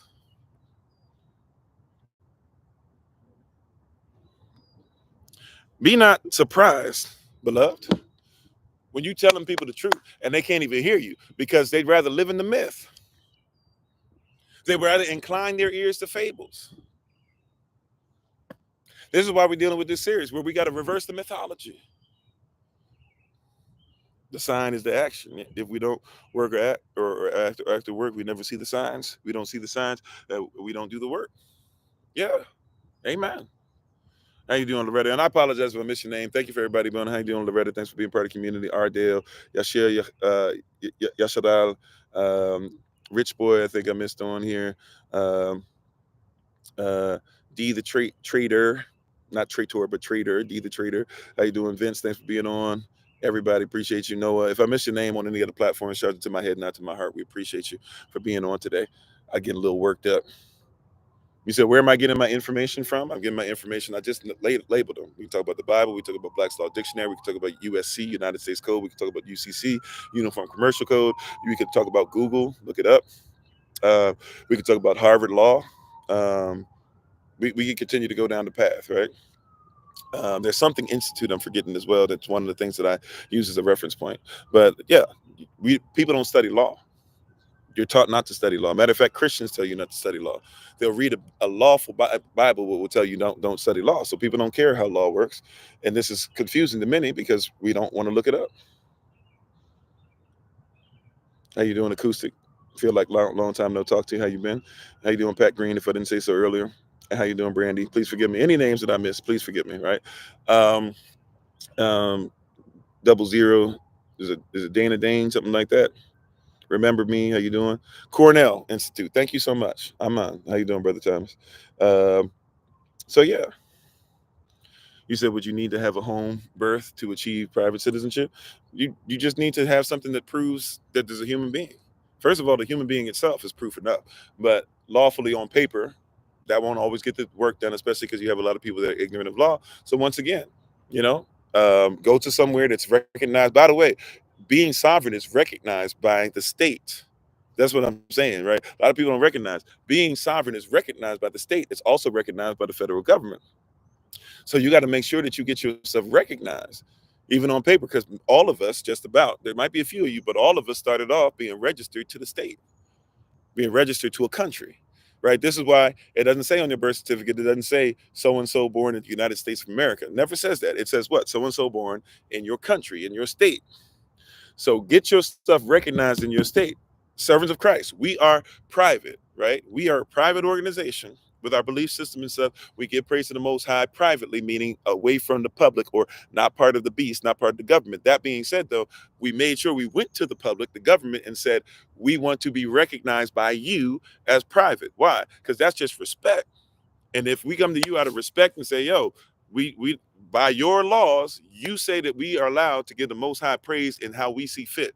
And they said, cool, thank you so much for letting us know. And we'll make sure if we ever deal with y'all, you can always show this proof. You can always show this EIN number. You can always show this, et cetera, et cetera. It's not about revoking your citizenship. It's about becoming non-citizen national. I don't have to throw it away. Matter of fact, there's times that I might use my straw man because a straw man is just like a trust, just like an LLC, just like a C corp, just like an S corp. People who, matter of fact, be careful with people who teach. I know people teach different things, so I won't say that I'm a guru. I do teach these classes at SOC University, but I won't act like I am the end all be all of everything. I'm still learning myself. I'm still, mastering certain things. I still got to be a disciple of somebody else, right? I still listen to people like Yusuf El and people of that ilk quite often. That being said, um, your responsibility, even if you don't get your paperwork changed, by the way, you can still be private. You know that, right? Like you don't even have to get rid of the birth certificate, get rid of the driver's license. You can still be private. You just don't do things that are benefits and privileges from the system, right? I mean, this is simple. See, sovereignty is not just only your paperwork. Sovereignty is a lifestyle. Just like the Bible is not just a set of books on paper, it's a lifestyle. Same thing. This is why anybody who's into sovereignty, they teach you spirituality. Many people don't like sovereignty and they'll come off it because a lot of people who don't like sovereignty, they're not spiritual. Right? Let me just help you out with that. I'm not coming at you per se. I hope you know I'm fired up about today. If you haven't noticed, I'm loving the subject matter. But many people who don't like sovereignty because they don't like spirituality. Any of these gurus who are of sovereignty, they always talking about scripture, even if it's not scripture according to your belief system. They're always talking about scripture. They're always talking about spirits. They're always talking about who belongs to who. How much do you study? Study to show yourself approved. These are always going to be things you're going to hear because they are lawful, right? Right? right? So if you're going to be a non-citizen national, to be a non-citizen, it means you can't be a citizen of the government, a citizen of the corporation. But guess what? Because of your artificial, you're not being, just because you're not an artificial person doesn't mean that your rights as a natural person are not protected. And this is where it gets tricky for a lot of people. Right. And I'm not gonna go deep because even some of the stuff I'm talking about, unless you've like taken some classes and do some things, I talk about this stuff quite often. But if you want to take classes, I'm not trying to just be like, oh, you got to take the classes only. There's a lot of stuff in here that I'm not even touching. All right, I'm kind of skipping around. People are asking questions. It's gonna be difficult for a lot of people to even let this like sink in until you study it. So I've given you enough if you want to do the rabbit hole stuff like that. But I'm just saying some of these concepts that we're talking about are going to be really difficult to go into. Let's see, reverse. uh, it's going to be really difficult because for a lot of people, you would think that these are fictional, but it's because you've actually been taught to be a legal fiction. And if you've lived your life through mythology, that's why we must reverse the mythology. If you've lived your life through the mythological, well, guess what's going to happen when somebody introduces you to the truth? If you've lived your life in the mythology so long, and somebody tries to introduce you to truth, you're going to think they're crazy, right? You're going to think that the person who's actually telling you the truth, you're going to think something's wrong with them,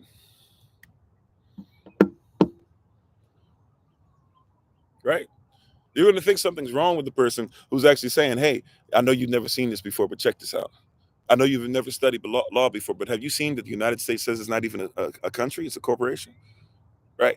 And then, no, that's foolish. No, look, literally, look, it's right here. And some people are so inundated with the system and permeated by it that they'll still say, no, no, that can't be true, right? So, but, and I believe in so much that I believe in the Bible. You know why? Because the Bible agrees with etymology. Man shall not live by bread alone, but by every word. But watch this: not every word that's uttered out of my mouth, uttered out of your mouth, every word that's uttered out of the mouth of Jehovah. That's where a sovereign starts.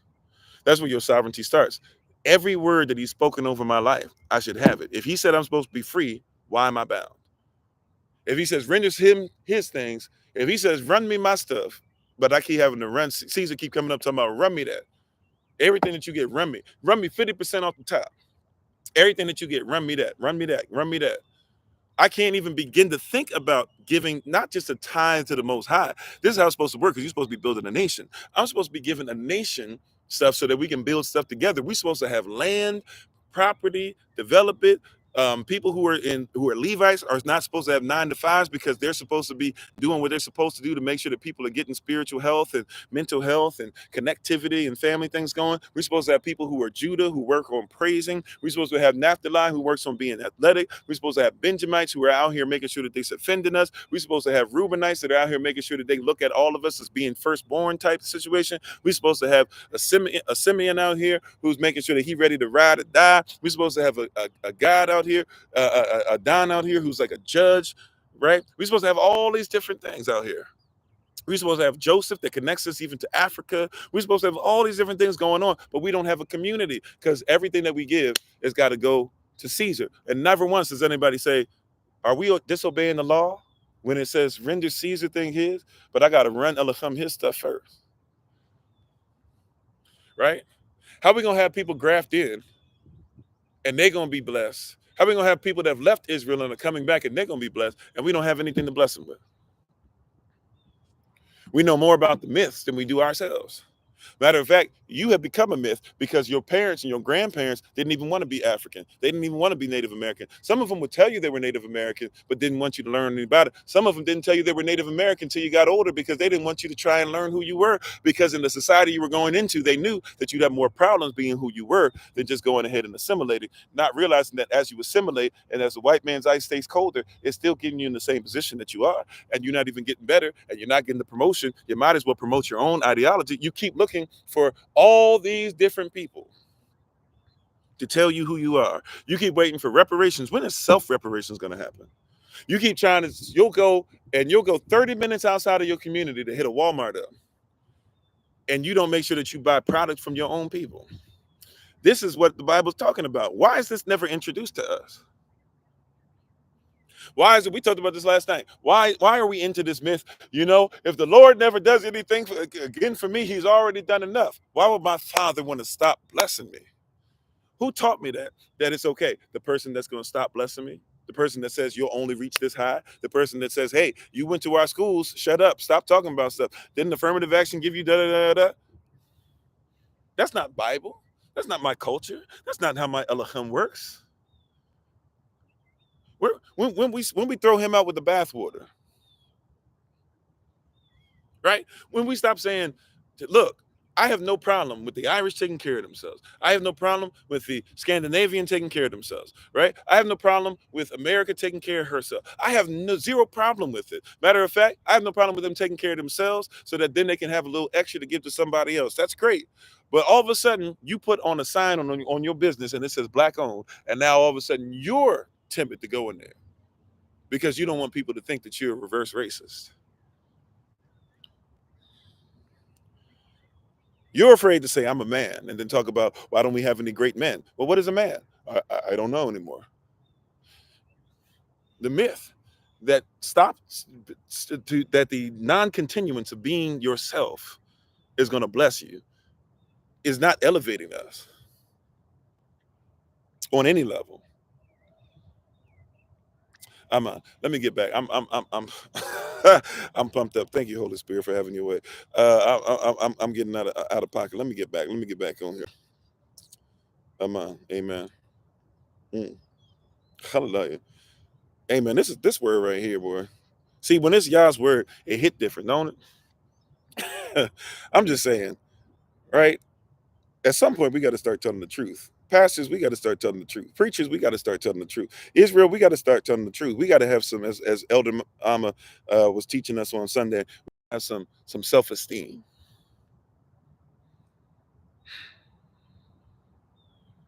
This is why, going back to Lord of the Rings, a lot of us had a problem when we started realizing, hold up, all this stuff y'all talking about, everybody loves Lord of the Rings, this, that, the third. Why don't I see myself in any of these? Because you ain't supposed to be in there. The person that wrote it, he's a Christian and everything, but he don't rock with you. And see, in your mind, you thought Christianity was for everybody. You ain't even realize it wasn't for you. So here he is just doing what he do. He don't rock with you like that. No offense, no shade towards you. It's just you ain't his people, right? Some people don't even know there's a difference between a person and a people, or there's difference between persons and people. Some have no clue. Right? Did y'all know that? Did everybody, I know if you've been with SOC long enough, you've heard that before. But are you aware that there's a difference between a person, persons, and people? People is a nation. Mm. A people is a nation. If you want to be a people, you have to be a nation. Now, peep game. Women, I don't care what color you are listening today. Women, were you considered to be people, part of the people? Could you vote? 1787, 1789, 1791, 1868. Could you vote? Matter of fact, we were so busy trying to play like we were the people that us as men, we took the right to vote and never once said, what about our women? Oh, I know you don't want to go there today. Right? But see, there's this myth that we didn't allow somebody to come in and with the myth of, hey, we'll let your men be like men. And then they started calling you boy even more than they called you boy when you were chattel slaves. We didn't put our foot down and say our sisters will be blessed. Our sisters will be where we are. We're not going to a level and leaving them behind because and see the red pill movement, they're repeating the same thing. Now, brothers, you sitting up here doing the red pill thing like they are. The red pill versus the feminist movement is not even our fight. That's their myth, that their women were ever equal to their men. And that their men never really loved their women while they were out there having all these babies with us and then telling us we were unattractive, we were ugly, we were smelly, we were hairy, all this stuff. Meanwhile, while their wife is upset and there's often so many children that they have to come up with something called the Casual Killing Act because she's literally getting upset seeing babies out here that could be a threat to her children having the inheritance. Meanwhile, on the ranch, right, telling her that she was never considered to be people either. And if she realized that, she would stop fighting against you. Here's something that you don't even realize. See, we got to reverse the myth. Have you ever thought about the fact who got rid of affirmative action? There is a guy ultimately who was like the main person, but who was? Let me put it like this: who was the person out of all these different ethnic groups, whatever you want to call it? I don't even like talking about ethnicity because that's a weird thing. But anyways, right? What you would call ethnic groups, whatever, races, whatever. Who was it that fought against affirmative action harder than anybody else? Hey, how you doing, Sister Sylvia? Who fought against affirmative action harder than anybody else?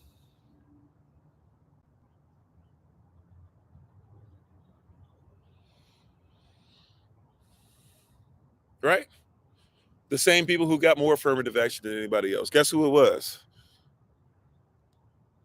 Guess who it was? It was, and I'm using social colonial constructs here because there's no such thing as a white person, but it was white women. Yes, white women fought harder against affirmative action. That's why their husbands caped up for them.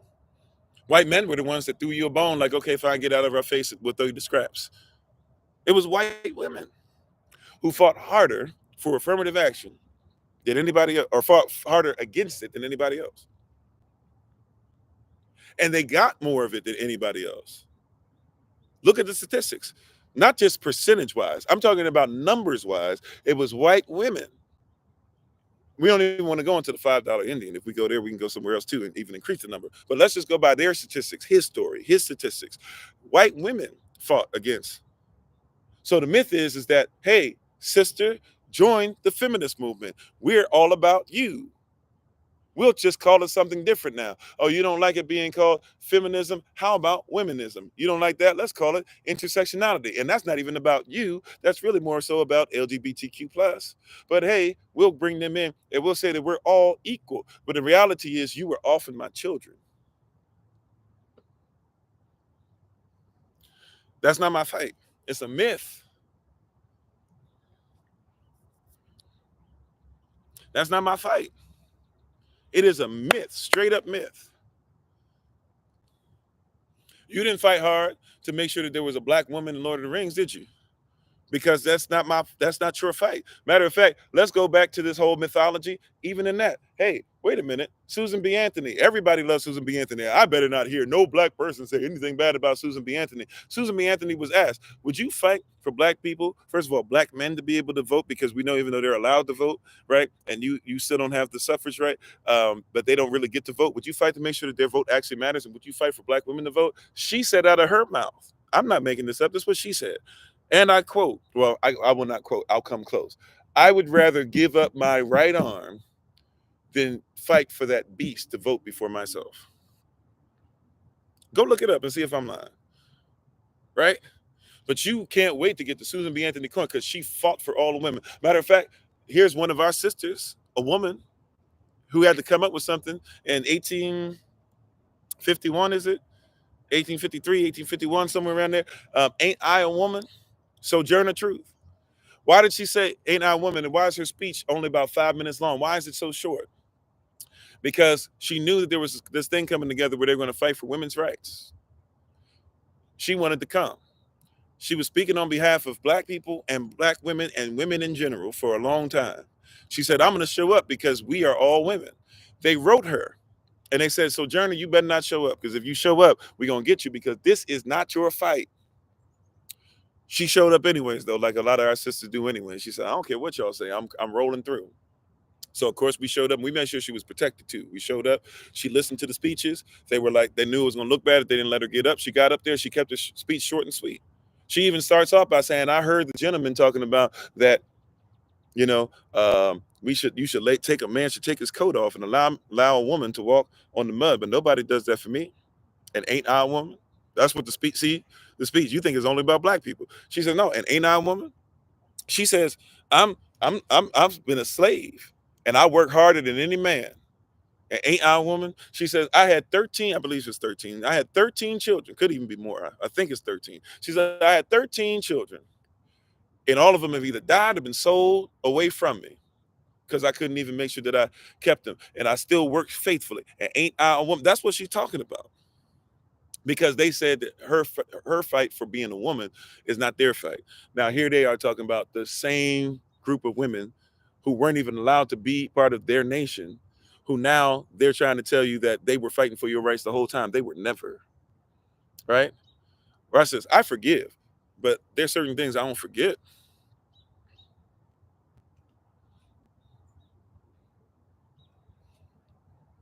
right? Let's just be honest. I forgive. I don't walk around being like every white woman is my enemy. That's foolish. That's stupid. It is, right? That being said, though, I'm not going to act like there's not somebody out there that they start crying certain tears, right? I forgive. I'm not scared of little white girls and white teenage girls and this and that or whatever and white women. But guess what? If I end up on the elevator and there's a choice of me sharing the elevator with one and not, I'd rather not. You know why? Because I know how this works. Back to 1921, Tuskegee, or not Tuskegee, Tulsa, excuse me. I'd rather not. I know how this works.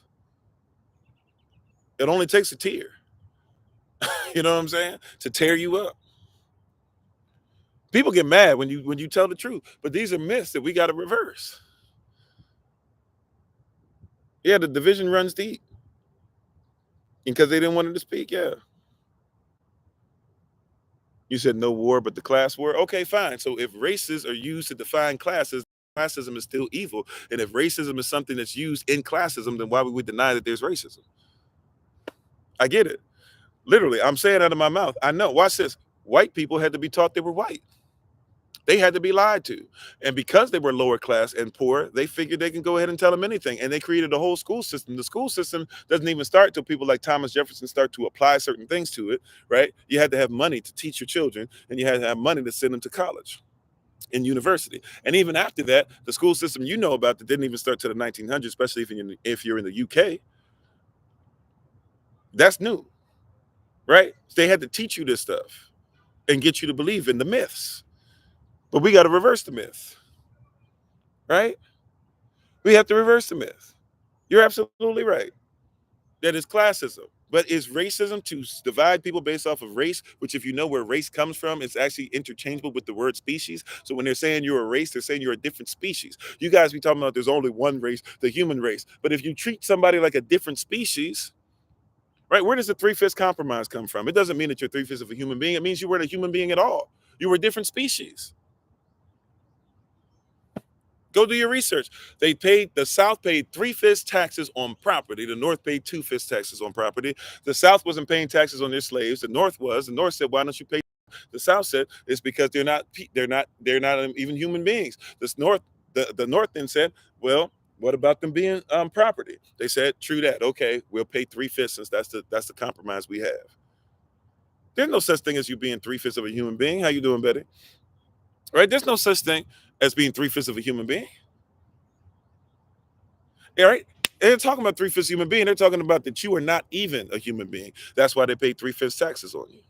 And once again, what do you pay taxes on? Benefits or privileges, which means that the person was a benefit or a privilege from the state. That's why the state paid taxes. You were a benefit privilege. You were owned by the corporation. You were owned by the country, and they said, "Let's go ahead and give them to the slave master." And women weren't even allowed to have land back then, but you were allowed to have slaves. That's what made you, right, who you were. This is why this whole thing of feminism and red pill clashing against each other, it's not our fight. How you doing, Gus? It's not our fight. It's not our fight. Because it is classist to be racist. Right? Who people think they're playing with? Right? I'm sorry if that's offensive, but the shoe fits weird if it doesn't take it off. I'm just being honest. Who y'all think y'all dealing with? Were you gonna tell me that it's just class? It's just class. There's no such thing as racism. The only war is class. If it's racism, then it's classism. If it's feminism, by the way, then it's classism. If it's male chauvinism, then it's classism.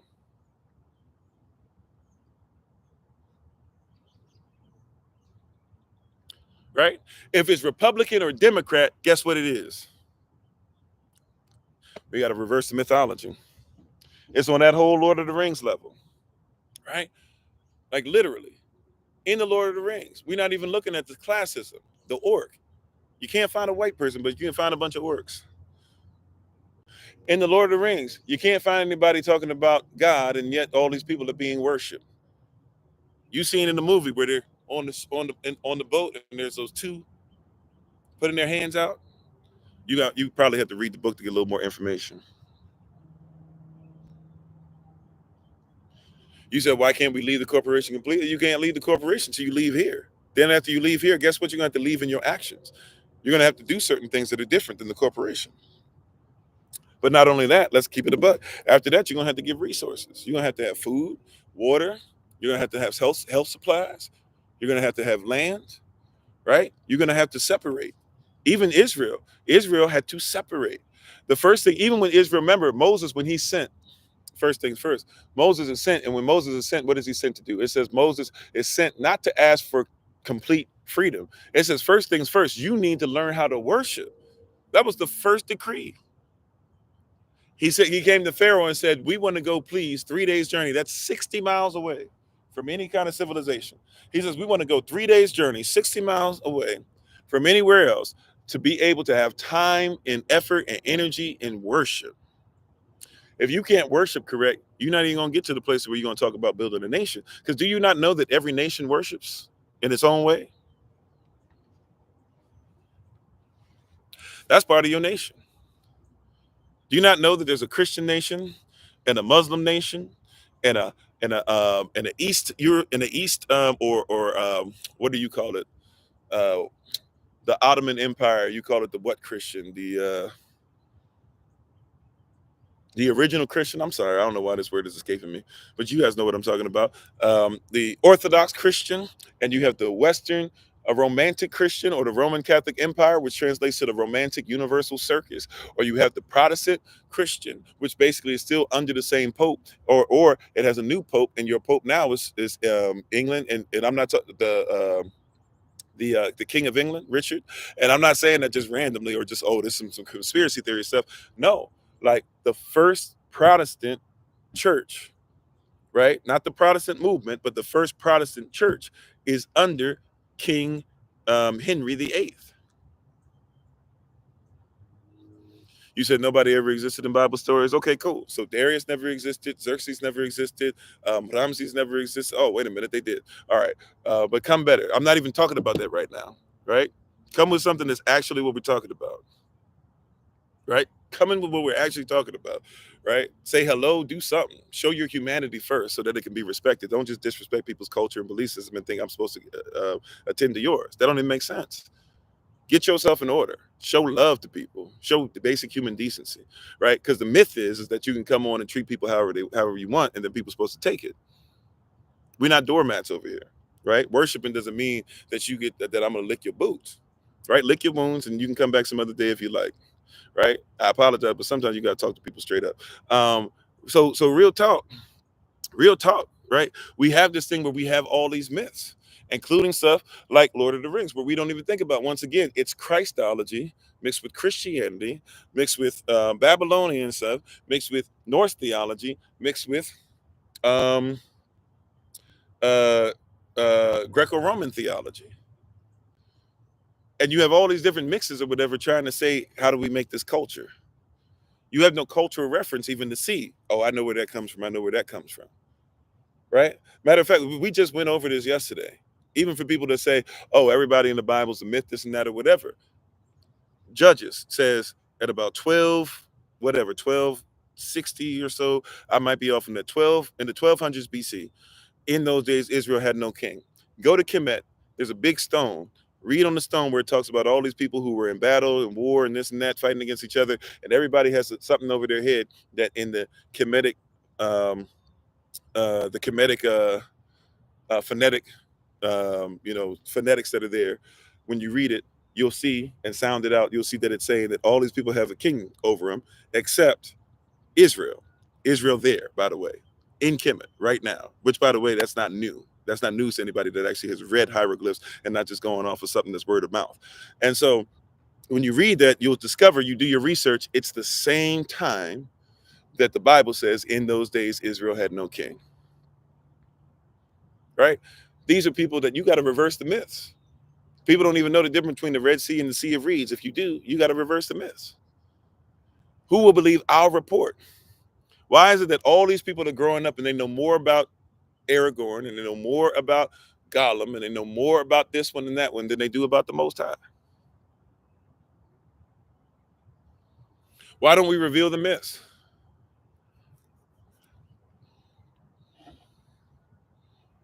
Why don't we reveal the myths? Why don't we talk about, right, that angels are supposed to be elves? And then say, well, wait a minute, where do elves come from, though? Because, elves, we just do this thing. Oh, yeah, we're just going to look in the Bible only, but we forget there's cultures. Your Bible doesn't talk about elves. I know you're going to try to run it through, well, maybe they were Nephilim. Your Bible doesn't talk about elves. Elves come from a belief system in which people who are pagan used to believe that elves were actually started off as microscopic, and they were evil at first, by the way. But elves start off as microscopic, and elves were actually stuff that would get in your veins or get under your skin. You ever heard the phrase, "it's getting under my skin"? And they even believe that when you would scratch yourself, right, they would say, oh, they wouldn't say like you got ringworms or itch or something like that. They would say, oh, if you're scratching yourself, you got elves. That's how they would say it, right? So if something's getting under your skin, that's elvish,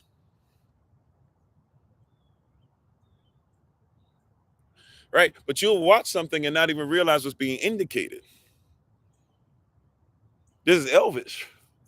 You supposed it okay, right? I'm just trying to help you out. Like, you're going through a lot of stuff, watching things and not even thinking, and then it's a spirit. Like I said, it's not even about the person who's mad about black versus white. It's not even about black versus white. It's not even about black versus white. This thing is about a spirit that's arresting you, that has captivated you, that has caused you to be in chains. But then Yehoshua said, I came to set the captives free. You're captivated by it, literally. You watch it on the screen. You are captivated. You're not, there are people that if they be having an emergency. If you're at the movie theater and you text somebody, I'm at the movies right now, they won't even tell you the emergency because they want you to enjoy the movie. Why? Because the movie is supposed to be a suspension of disbelief, right? We've talked about this phrase over and over and over again before. You're supposed to suspend your disbelief to watch these things. Please forgive me again, TikTok. I promise I won't go away again. I got to double check something for the battery. Sorry. Give me like 5 to 10 seconds.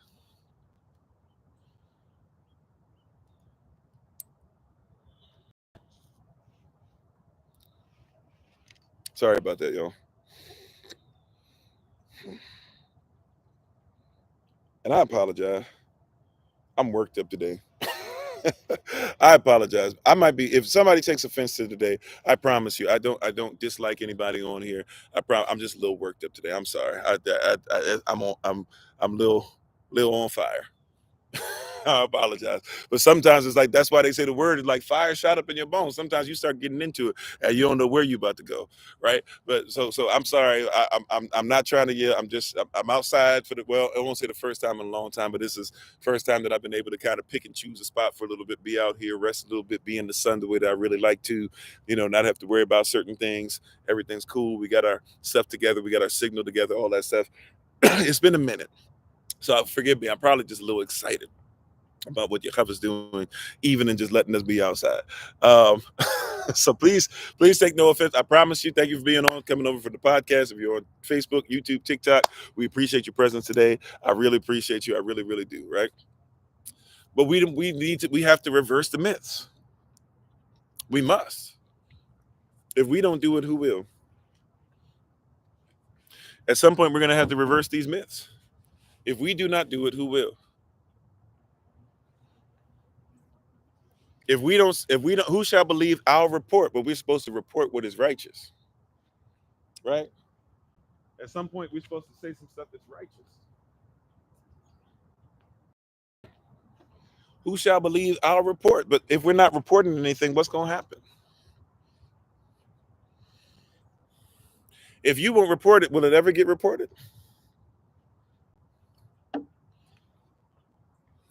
The same scripture that's referenced there, that's Romans chapter 10, verses 13 through 16. That's the 16th verse. As Isaiah said, or as Isaiah said, or as Isaiah said, who shall believe our report? When you read it, started Romans chapter 10, verses 13 through 16, it says, anyone who calls upon the name of the Lord, they shall be saved. That's awesome. Here's the next part, though. How can you be saved if you haven't believed? right? And can you believe, correct? How are you going to believe what isn't being um, heard?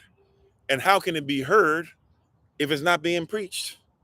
And how can it be preached if the preachers aren't even sent by the Most High? Read your Bible. It'll bless you, right?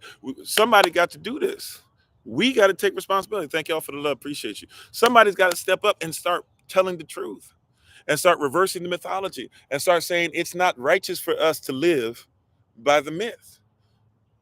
The myth might feed you some stuff where you can escape reality for a hot second and suspend your disbelief, but you can't live on that alone. There are people who love movies at the movies. I listen to movie critics and stuff because I don't really go watch movies. That used to be my thing. Now I can't watch movies the same because I'm so used to seeing. I study how they do stuff behind the scenes. I've been doing since I was a little child. My father actually went to school, even though he ended up doing something different. He actually went to school initially to become somebody who did stuff behind the scenes. He was going to make movies, right? So I used to have an extreme love, I mean extreme love for movies. Real talk. Used to really be into them, right? But I always realized they were always made to manipulate, though. I always was trying to figure out how they do that. I still watch CGI stuff till this day, and take little kind of classes here and there. And so when I watch something, and I'm like, sometimes I'll be watching the news, and I'm like, oh, they put that in, right? Because I watch enough of this stuff. I watch something in NASA, and I'll go, oh, okay, they changed the color on that. I can tell, right? Because I'm really into that stuff, right? Or at least I was. But I can't even watch a movie now because I can't see it the same. So it's difficult for me. I go on behalf of my son, right? Knowing that there's some stuff out there that just pop wise and culturally wise, as long as it's acceptable for him to watch, you know, that he can watch it. And even if there's stuff that is in there that's a little whatever, he and I have a relationship to where we can talk during the movie or even right after it or even before it and be able to say, hey, you already know what the word says about this. This is a myth. They're trying to do blah, blah. And even during the movie, sometimes he'll be like, oh, Dad, that was really crazy right there. Did you see what they did? And I'll just be sitting there nodding my head like, yeah, right. But he knows the myth enough. See, oftentimes I'll tell people, please stay away from some of the studies that you're getting into, not because you shouldn't know the truth, but because you don't know how to separate the myth. And it's dangerous because we weren't taught to do that from childhood. No offense, no shade. If that's what you do with your child, great. If you were raised like that, great. But a lot of people were not raised separate from myth, right? So the romance that you like in something like Lord of the Rings, you think some of this stuff is you don't think that it's weird, right? That Aragorn and I don't know how to pronounce it, Eloy, or the one played by Liv Tyler. Some of that romance is a little weird. Some of that stuff is a little odd. Like, can I say it like this? Because in the movie, they're supposed to be different species, right? What would you call it if a species got with another species and laid down with it?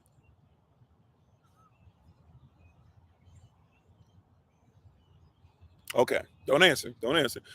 Thank you for the love, right? Okay, amen, right? But I'm just saying, like you know, right? You when you read it, you don't even think about it. Why? Because they set up an environment. You suspended disbelief long enough to say, oh, okay, I guess this can get with this. It's very Greco-Roman, right? I guess a centaur can get with a woman. It's very Norse theology. Well, I guess Loki can go ahead and have children with his side piece Frost chick, and they can have a serpent, a wolf, and somebody ends up in hell. Right? You have to suspend disbelief. Matter of fact, you have to suspend moral values quite often. You have to suspend moral values.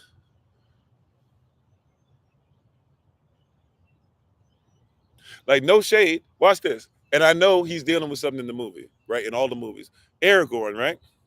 Aragorn, you think that he's by himself. Supposedly he's with Eowyn or whatever her name is, the angel, or the Eowyn might be the second girl. I don't know. So he's with the angel or the elf girl, but then he's not really with the angel or the elf girl because he can't be with her. He knows that he'll end up living a mortal life, and she's going to keep living over and over again, and he doesn't want to be sad.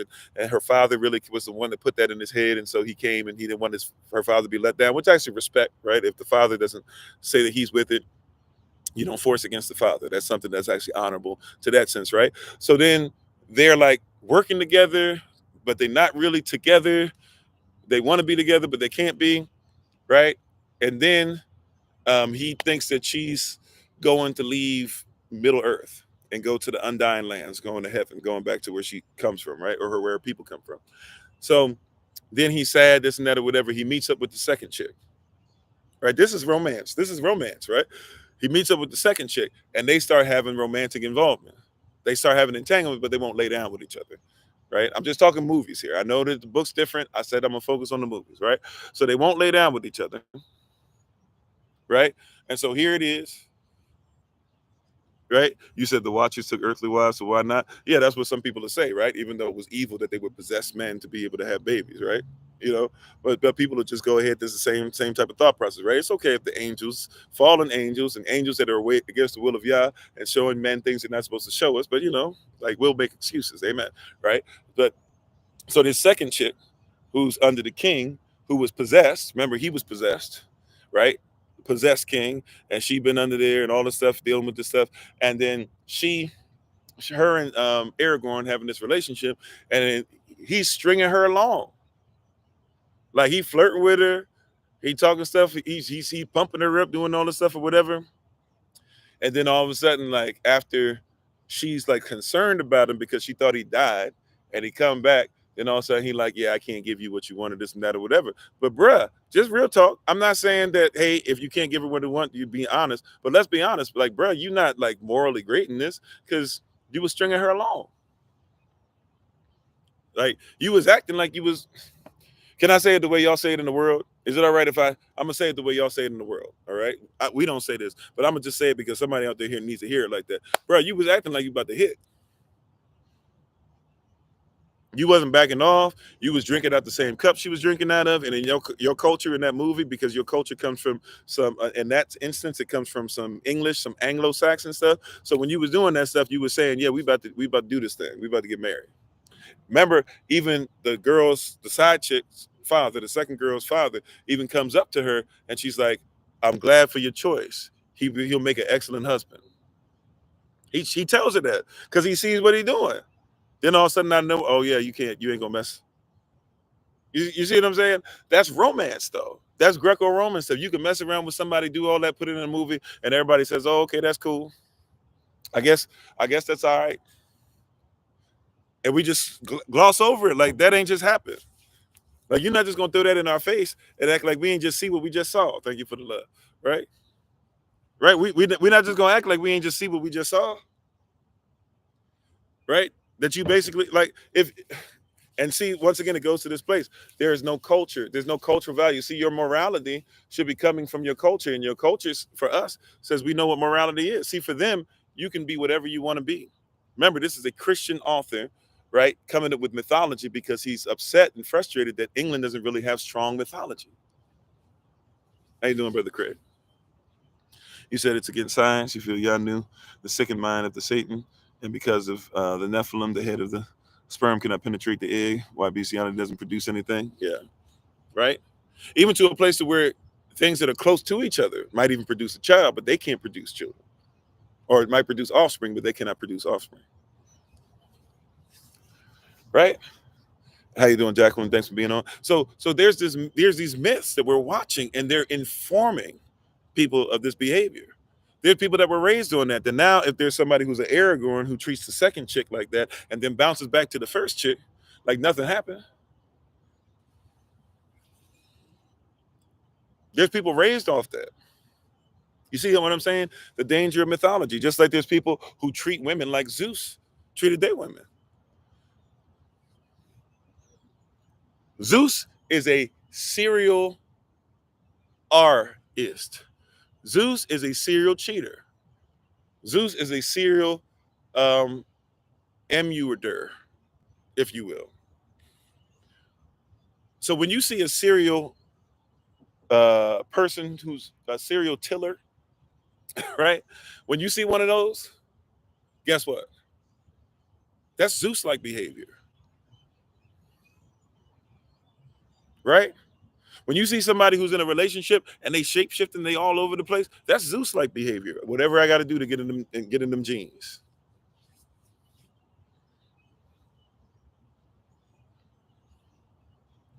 That's a culture. Zeus sometimes approached in animal form. Yeah. Sometimes, which means that they're saying that the women were attracted to that stuff, right? Sometimes Zeus took on the form of another human being. Matter of fact, if you watch that movie with the Perseus one, they have two versions. They got one from the 80s and one from like the 2000s or something. Clash of the Titans. If you watch that, you'll see that Zeus, the whole thing pretty much kicks off. By the way, here's something that's going to be crazy for some of y'all that you might not know. Here's something that you'll find at almost the beginning of every single Greek story about their deities. You ready? Almost every story begins with Zeus cheated or Zeus forced somebody. Every single one. Every single one of them just about going to start with Zeus, or maybe it's Poseidon or something like that. But even in that, Zeus going to be usually somehow entrenched in this story. But usually, almost all of them going to start with Zeus was having children outside of his marriage again, and then this happened, and this happened, and this happened. Yeah, like when you read them, you'll discover that basically all of them are Zeus stepped out, Zeus stepped out, Zeus stepped out, Zeus stepped out. That's their culture. And in the United States of America, the people who hold this culture still are the ones who have the biggest divorce rate and are the least involved in their children's lives. So why do you think that your people are less involved than they are? Is that not a myth? You see, we live the myth so much that it's easy to see. When you live by myth so long and you let people tell myths about you, and you do and you let what happens in Psalm 123 happen, which is because in Psalm 122 you're supposed to be a compact nation come together, right? And instead Psalm 123 has come upon you to where you look at yourself as being worthy of contempt and filled with it, and you look at yourself as being lesser, and people are at ease with your scorn, and so you become at ease with being scorned and scorning yourselves. So when you live by the myth long enough, you can't break the chain of myth off, right? A lot of your generational curses are the fact that you incline your ears to fables, or they come out of it. You are into myths.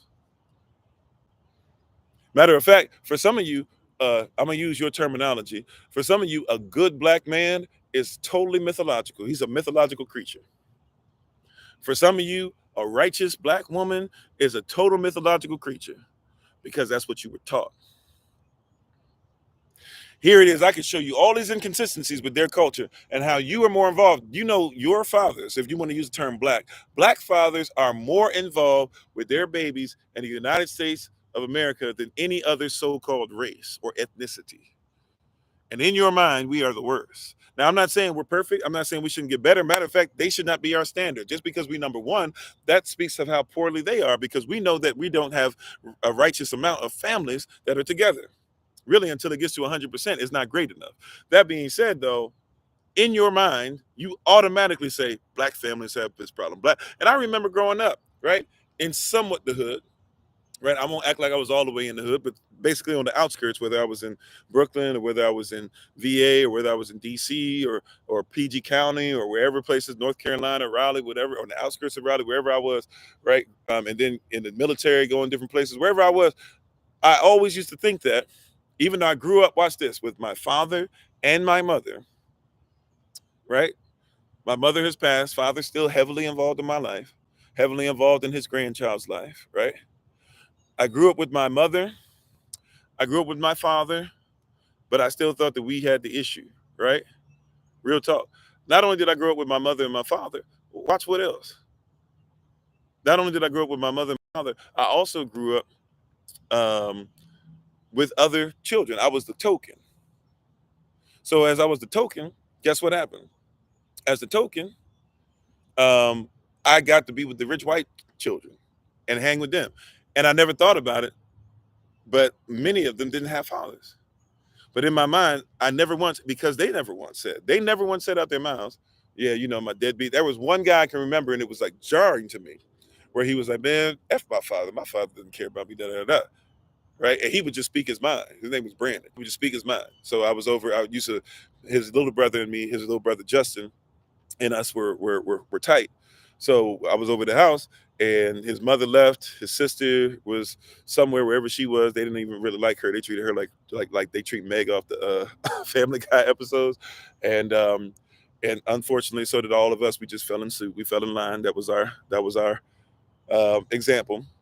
But and then all of a sudden we just sitting there talking, we eating, and he's there with his girlfriend, and all of a sudden out of nowhere he just out the blue, just like, man, I don't care about all this stuff. And my father is this, blah, blah. And then and he's like, okay, gets up from the table and then he leaves. And he never brought it up again.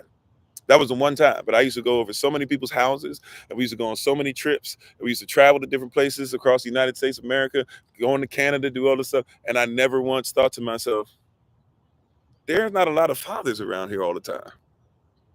But they got a problem. And you've been taught that it's yours. And you've taken it on because of the myth. Right? Even in their mythological stuff, right? Even in Lord of the Rings, everybody talking about my father this, my father that. The truth be told, that's a myth for them. Their fathers don't be involved. Matter of fact, here's something that you might not know, because we don't know what bastard actually means and stuff. It doesn't mean that you have no father. It means that basically your father has not accepted you. So a lot of people can't even be qualified, even if your father's not in your life, as a bastard, because a bastard means he started a new family, basically, and he had land and things to give you. He decided that he's not going to be with your mama for whatever reason, and therefore since it's not going to be with your mama, then somebody else is going to get what's supposed to be yours. Therefore you have a father, but the father doesn't accept you, right? But a lot of people don't know this. So for example, um, a lot of people don't think about this. This is how the family dynamic works for them. When you talk about kings, queens, these are myths where they're trying to reverse what you think about it. Every king was a righteous king. Every king was great, right? And they tell you African chieftains and kings and stuff, they were all murderous and this and that or whatever. Okay, and all the chieftains were murderous. This matter of fact, Candace Owens tried to say that all Native Americans were cannibals, right? They always sign up a black sister usually first, and then they'll get a brother who will tap dance out here around the truth, but will never tell the truth, right? But the reality of the situation is that when you look at it, kings were called kings, right? And king means exactly what you think it is, at least for the most part. People don't study monarchy, so for the most part, king is what we think it is. Here's something that you might not know, though. Queen is not what you think it is. Matter of fact, this is for educational purposes, righteous purposes only. This is for educational purposes only, okay? Because I'm about to say something that you probably have never heard before, or maybe some of you have heard it, and you've noticed that I've stopped using it as much. I do use it sometimes out of respect, but I do not use it as often, okay? A queen is not a righteous thing at all. In our culture, we didn't use the word queen, first of all. So before somebody says, "Are you trying to say there's not a black queen?" You want to call yourself that, call yourself that. But I'd like to tell you what the word queen actually means, because it's not what you think it means. Queen is not a righteous term, right? We don't study etymology. So forgive me for saying this, because even me using the word queen is actually like a curse word, especially towards our women. If we knew what it meant, we would never call them queens. We might call them Ayazar, we might call them Aish, right? We would know what they recognize as in our culture. It's something different, right? And even woman, like even when you go to Jamaica or whatever, and they say woman is a term of endearment. You're so used to somebody else's culture to where they treat women. So when somebody says woman, you go, oh, see, you're not just gonna call me woman. But the reality is that woman, literally, or woman, just means, you know, like, it's actually a term of endearment. Matter of fact, remember Yahashua, when he's asked by Mariam, his mother, and she says, "Hey, whatever he tells him to do, you're going to do it." And he turns the water into wine. His first response is to say, "Woman, it's not yet my time." But he wasn't yelling, he wasn't cussing, he wasn't fussing, he wasn't disrespectful. He didn't disobey the law because he honored his mother. Right? He obeyed all, even if you don't think you're supposed to obey the law, you know that Yahashua obeyed the law, right? So if he obeyed the law and he said woman, then he wasn't being disrespectful. He didn't dishonor his mother, correct? So if his mother was called woman, it's because for us, woman, or at least the words we actually use, right? It means a term of endearment. In our culture, to be a woman is to be honored. To be a woman is to be a blessing. And there's another level of woman called wife. And then mess around and become mother. and then mess around, get to grandmother, great grandmother, great grandmother. Now we got some. Now we got something cooking, right? But in the culture you come from, you hear woman and you think it's a bad thing because you've been messed over in this culture so much, and a lot of times, often by us who have been influenced by this stuff, right? But we would never think to ourselves, right? What is our culture? What do we think? Right? But you call yourself queen. A lot of people don't know the word queen. So forgive me once again. I'm just telling you the truth. Research it, see if I'm lying.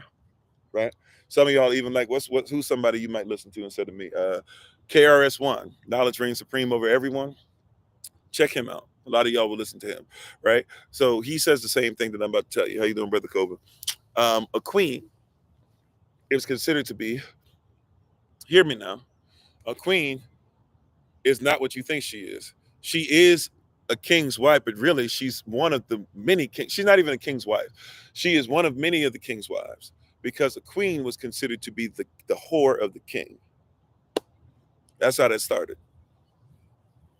This is why you didn't have queens that ruled over things in Europe. Why would you have a queen? Why would you let a, I'm just, forgive the language. I'm trying to teach you something.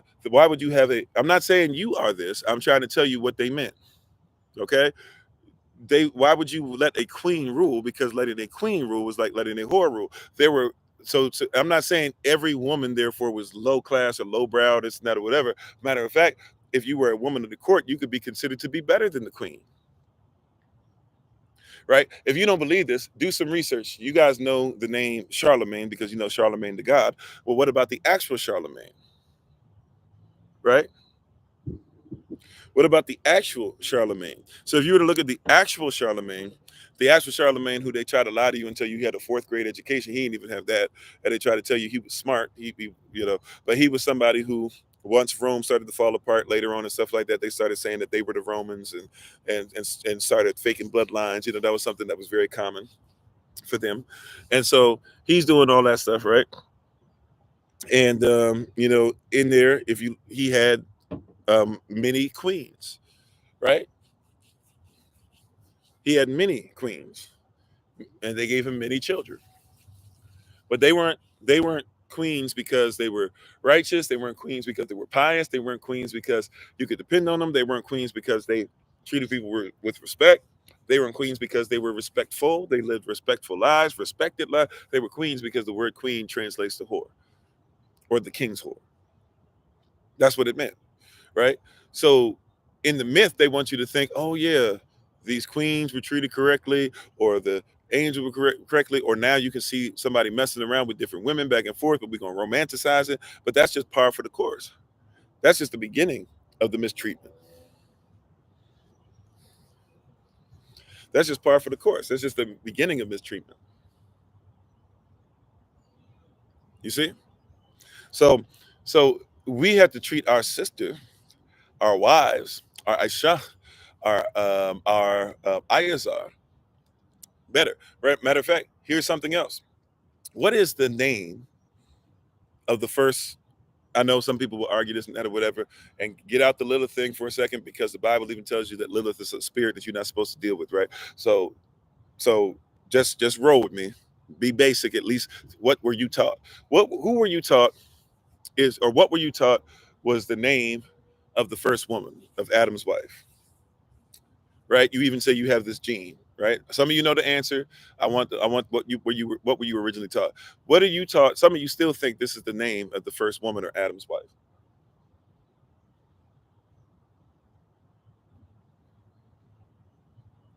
What were you taught? It was Eve, right? What if I were to tell you that your Bible doesn't agree with you?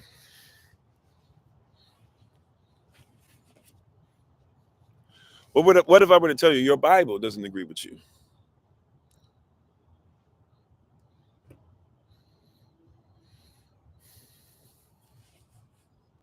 Right? Now I just said take Lilith off the table. The first name is Ayazar. You see it in your Bible as help me. Matter of fact, it's prophetic. The Most High says that Adam needs help me. And some of you said, well, that just is saying what she is. Yeah, that's what your name is, what's supposed to be who you are, what you're going to do, your work. Right? Adam is named Adam. You think Adam is different. You think because you don't know the language. Adam Avra, or in Paleo Hebrew, the original language, means what?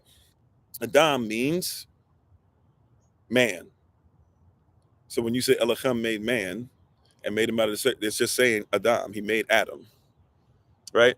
So the first name, and by the way, name means authority.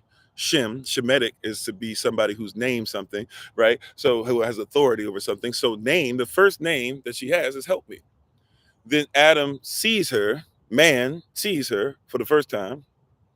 You said, where in the Bible does it disagree? I just told you. So if you want to go to Genesis 2, right? And just roll with me for a second. In fact, go to Genesis 2, Barashat Bet, and you'll see that she's first called help me, right? Adam's name means man. Adam is Adam. So help me is the name. Prophetically, she's given that. And the Most High says, hey, Adam needs to be given his work so he'll see the value of a help me, right? She's not even named wife yet. Right? She's named help me. That's not a title. Adam's name is man. Man means Adam. Adam means man. Period. That's just Hebrew, right? That's modern Hebrew. That's Paleo Hebrew. Adam means man.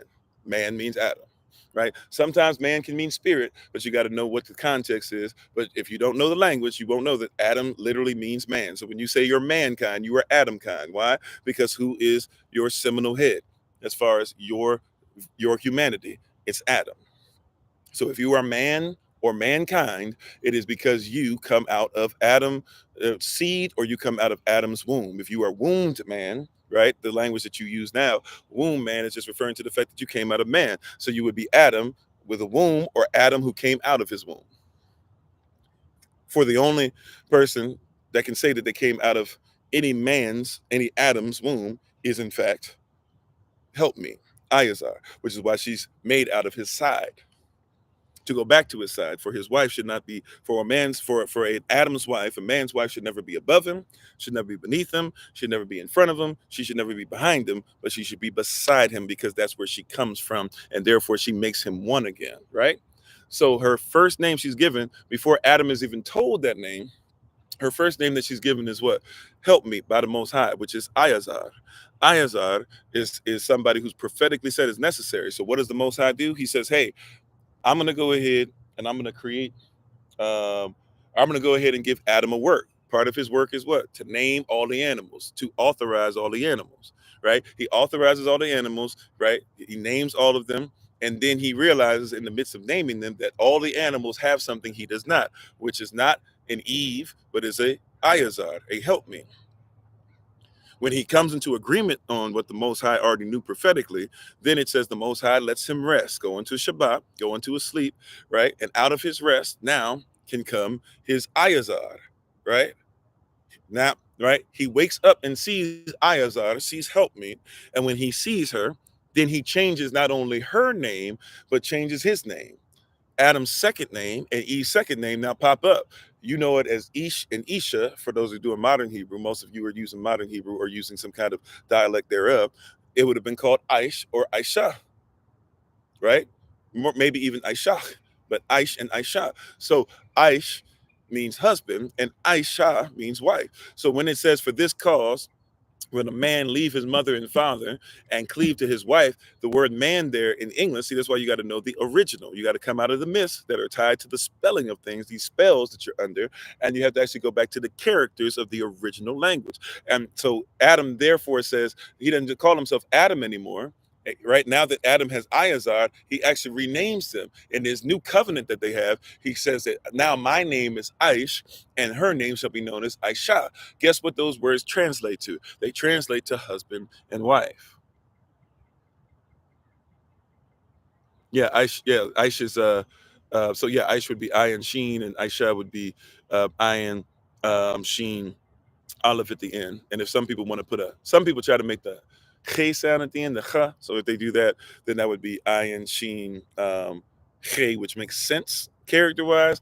However, I have not found any proof that that's original. Right. So now they have changed. They have name change. So man is Adam, right?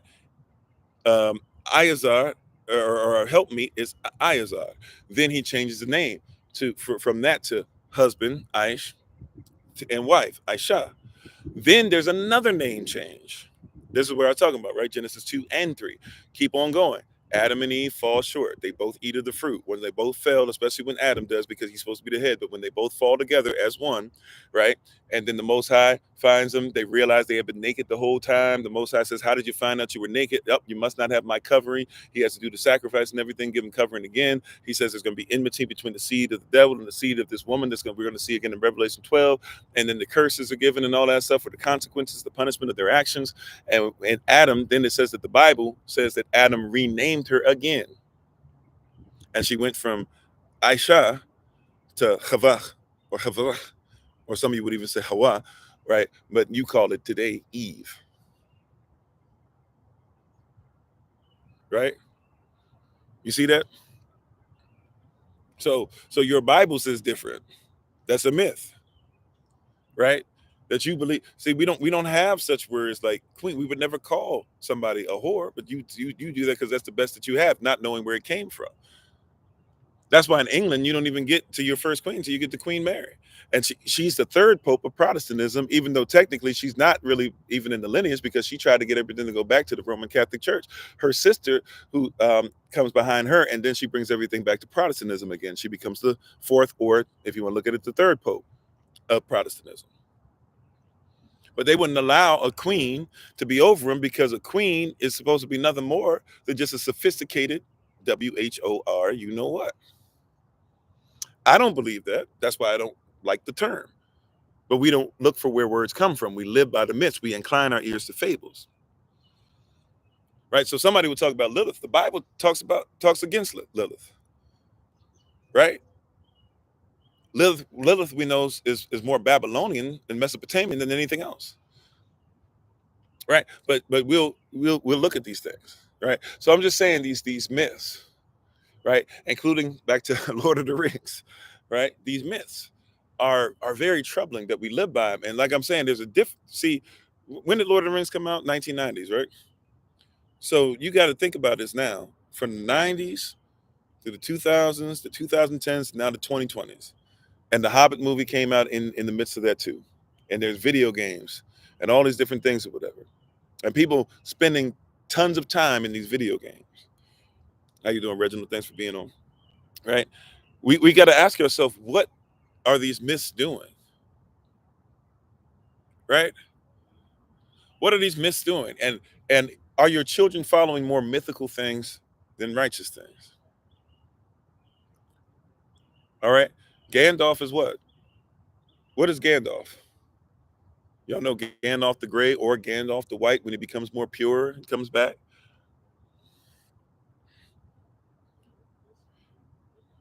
I'm sorry, I might have been saying Ayazar. Sorry, Ayazar. Excuse me. Ayazar. I was thinking Aisha, probably put that. Ayazar with a aleph at the beginning. Sorry. With an A at the beginning. Gandalf is a wizard. Isn't a wizard a witch? Is a wizard a witch?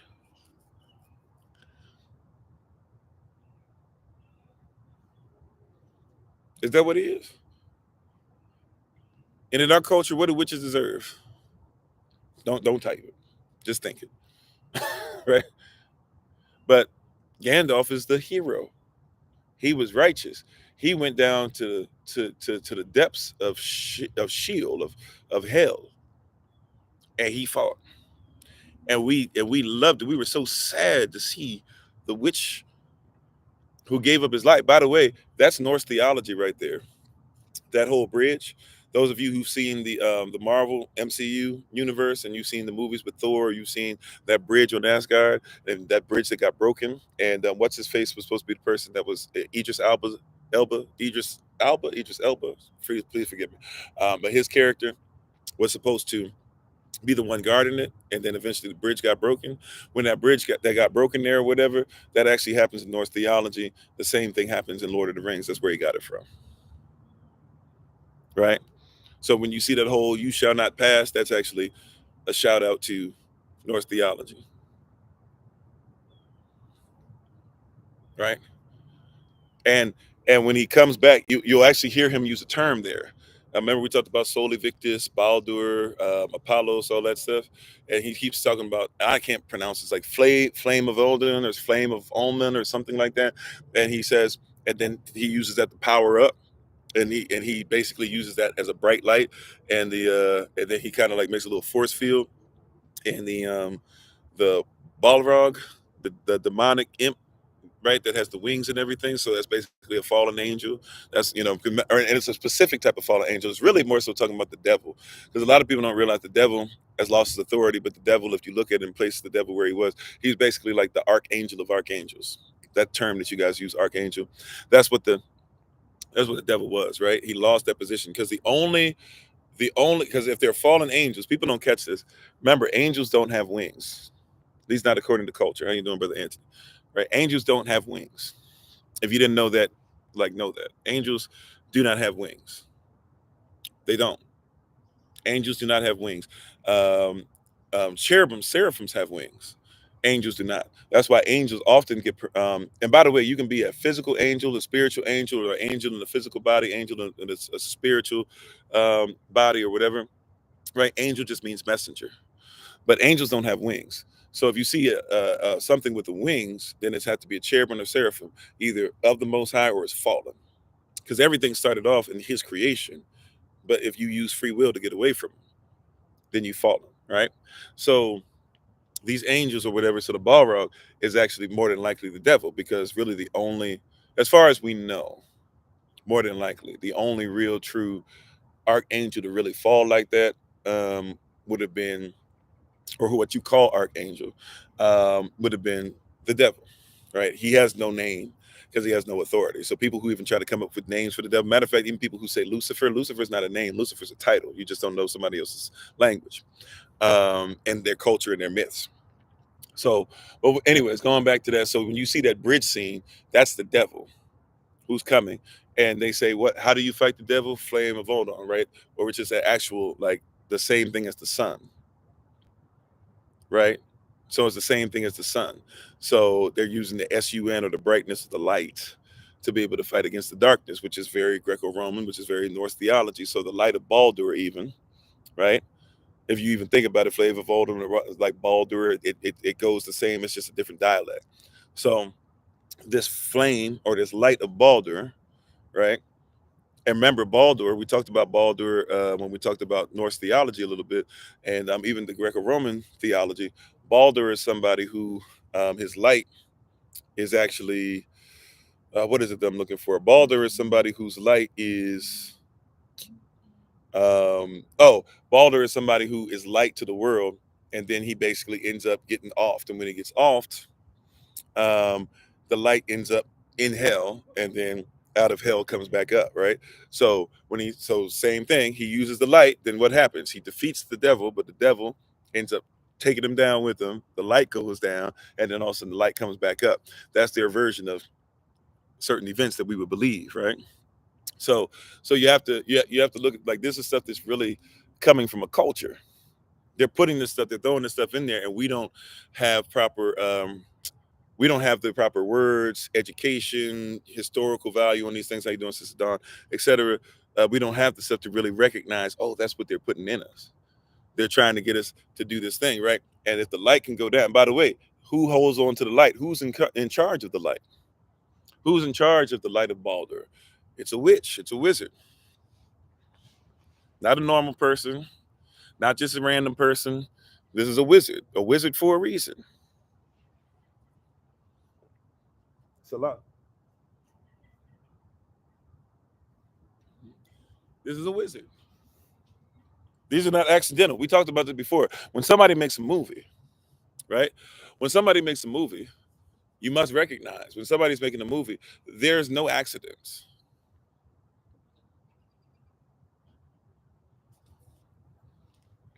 Come on, somebody. If somebody's making a movie, there's no accidents. They didn't accidentally put the light up there. They didn't accidentally say flame of Odin or whatever it is. They didn't accidentally make the wizard the one that holds the light.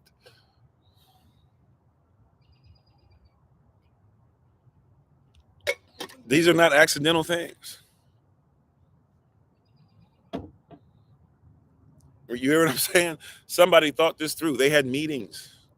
They had get-togethers. They had gatherings. People had to think this through. They thought about it the way you should think about your Bible, line upon line, precept upon precept. They thought about this line upon line, precept upon precept. Yeah, you can talk about Fantasia and stuff too, being brought back up over and over again. Mickey Mouse is a wizard, right? Not even the main wizard, right? But he's one in training to be a wizard. They this is not random stuff that's appearing. These people are thinking this through, right? Yeah, down to the casting. How do they look? Matter of fact, no shade. I'm just trying to show you how this works. Remember, Sam and Sam, who's actually Samwise Gamgee, is actually the hero of Lord of the Rings, by the way. Whether you're talking about the books or the movie, Sam is the reason why everybody wins, or the righteous side wins, right? Right. But when you look at this stuff, um, I say this all the time when people ask me, what Bible do you read? I say it doesn't really matter what version if you don't know the culture, right? There are certain things that are better than others. I guess I usually will read out of the 1611 King James Version or King James Version. New King James Version would usually get the job done. I don't read out of the NIV, not because the NIV has nothing you can read out of it, but because they omit scriptures. There's obviously certain Bibles that are part of the Alexandrian Bible versus other ones. You might not even know what that is. The Kepher, the Savar seems to be fine. The Ethiopian Bible makes a lot of sense as well. There are a couple things that are off on that because certain dynasties kind of changed a few things up. Nevertheless, it's actually a really great thing, especially if you know Hebrew characters, because they'll put some of that stuff in there for you, depending on what version you get. But ultimately, you got to know the culture of anything before it can be established, right? If you don't know how something works, where it came from, and what the people lived, and therefore how to interpret what they're saying, it doesn't matter what version, because they're all versions. Right? We try to go back to the origin of words as much as possible. Therefore, we try to go back to the actual original language as much as possible. That helps to be able to squash a lot of stuff that's problematic. And then, of course, we're blessed to be able to go through a historical journey, if we'll call it that, right? Because it's our journey, so it's not his story, but therefore, but go through proper historical things that help us to develop a better historical acumen, if that makes sense. But anyways, yeah, so they have this wizard that holds on to the light. It's the witch. Or you could talk about Mickey Mouse being a wizard, right? And by the way, witchcraft is something that's in just about every Disney movie. Is there any Disney movie? I don't know if I can think of one that I've seen. And I used to be a Disney brat, right? I've fallen out of the whole Disney thing, but even still, I used to still watch them just to keep up with them and just to see like what's going on and to be able to have discussions, especially when I would teach children and stuff. And I was doing children's ministry, what they call children's ministry in the church, a lot. So I'm talking about, I go back to Disney as far as cartoon stuff, even before this. But I go back to Disney, Mickey Mouse on the boat, right? When he wasn't even called Mickey Mouse yet, right? Whistling. That's I got that. I go back to Disney to that level. you know, like but I don't know if I can find in my, just being honest, Disney cartoons, especially even Disney movies, period. Because we forget Pirates of the Caribbean is Disney. We forget there's rated R Disney movies. We forget, you know, um, Disney Channel. Raven Simone, that's so Raven. Remember, she's supposed to be somebody that's um, you know, uh, a prophet, a prophetess. She always sees the future. She's supposed to be a soothsayer. She's a witch. You know, so so I'm just saying, like, I don't know if I can really think of any show for real like that. But okay, um, you know, let's just say Disney cartoon movies. We'll even shorten it to that. I don't know if I've ever seen a Disney cartoon movie that doesn't have witchcraft, right?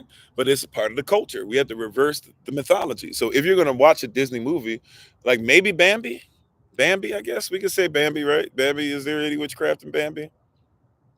I don't think so. Bambi is like, matter of fact, Bambi, a lot of people don't know this. A lot of people didn't like Bambi when it came out. A lot of people thought it was terrible.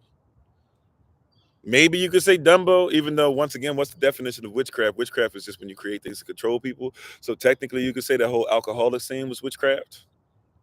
And how they did the Jim Crow thing, you could technically say that. But I can't really. Besides, I'll give. So I'm trying to just be honest. I guess I'll say Bambi might be the only one that I watched, and I can say there was no witchcraft. Maybe the Fox and the Hound. I haven't seen the Fox and the Hound too. Maybe the Fox and the Hound. Right. I mean, I haven't seen the second. Apparently, there's a second Fox and the Hound, but that was one of those released on VHS only. That one I didn't see. Um, but the Fox and the Hound, I think there's no witchcraft. Robin Hood, even though I mean, do we want to get into the whole thing of furries and we're making animals act like human beings?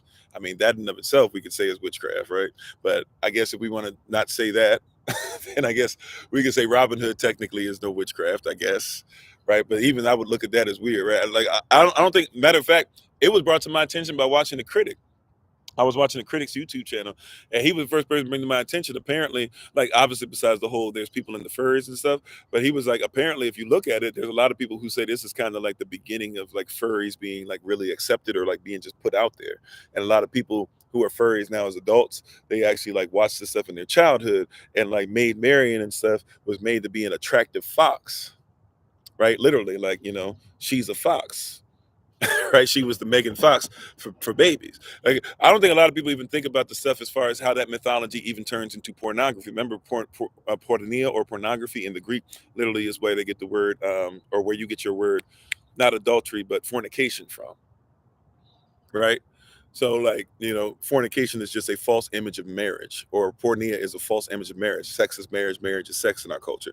So that's why you can get, according to people, just only we got to stop listening to what people preach and listen to and read what Yah said, and then listen it to see if they do what Yah said or Yahashua said or Ravak HaKodesh brought us, right? When you read Matthew chapter 5 verses 27 through 32, you will notice that it says that you can get a divorce not just because of adultery only, but also because of fornication, which is porneia or pornography, a false image of marriage. So you got to be careful what you're dealing with marriage, or how you're living marriage, or what your image of marriage is even based off of, because that can be grounds for divorce. A lot of people don't get that, right? But yeah, so pornography is really just a false image of marriage. And here it is. A lot of people don't realize this. A lot of people who are into pornography, I used to be somebody who was heavy into it, heavy into it, right? So I'm just telling you from experience. There's a lot of stuff that's cartoon related. And what happens is these cartoons that really weren't cool, like, She-Ra being in front of people without clothes on, and trolls and stuff like that that you were playing with, and all that. They turn these things into cartoon. Velma, Velma back then, she was looking a certain way, but now Velma will be in these cartoons and stuff, and she got like a big old butt and big breasts and stuff. Daphne, I'm telling you, like stuff you don't think about. Anime characters, all this stuff, they put it on there, right? And so you were having that put in you as a child, and when you get older, all of a sudden you see the same Chi-Chi you watched in Dragon Ball, and you didn't realize, especially when you were getting to be like a preteen and stuff and going through pubescent stuff, even in even in prepubescence, they were putting stuff in front of you. You see cleavage on certain characters, you see all this stuff. So then you get older and you see them, and so even though it's not real, matter of fact, you'll even try to make an excuse in your head. Well, it's not a real person; it's a character, so there can't really be anything bad with it. I'm not really committing fornication, right? Matter of fact, some of you get into stuff to where you'll start seeing stuff, and you don't have to be honest, right? This was never really my thing, but I know the enemy when I see him. Some of you got into some of the stuff, at least thinking in your mind, maybe never physically experimented, but in your mind would even watch some of the cartoon male on male stuff. And because you would see it in the cartoon, the male on male, right? But it was shaped like the stuff that you watched when you were younger, like shaped like He-Man's body, shaped like Man of Arms bodies. That's just off He-Man. Shaped like Lionel, and you were discovering his body. Shaped like wrestlers that you watch, right? Like who are always in go-go boots and basically draws.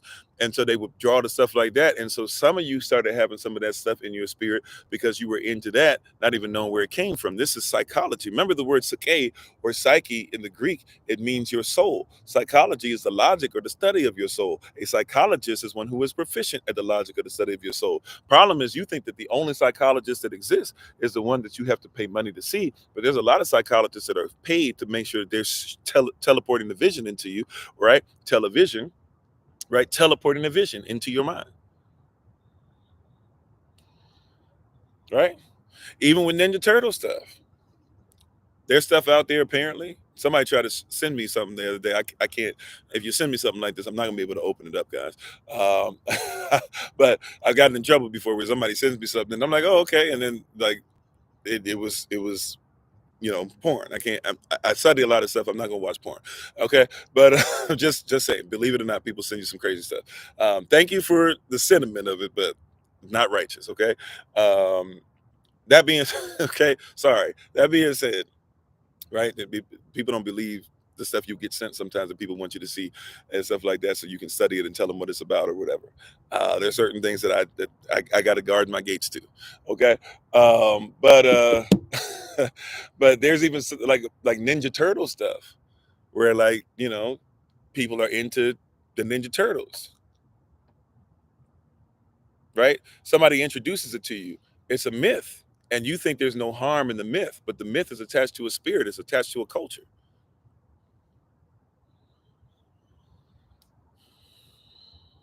right? It's a myth. It's attached to your spirit. It's attached to your culture, and you're not looking at it as that, right? The myth: George Washington never told a lie.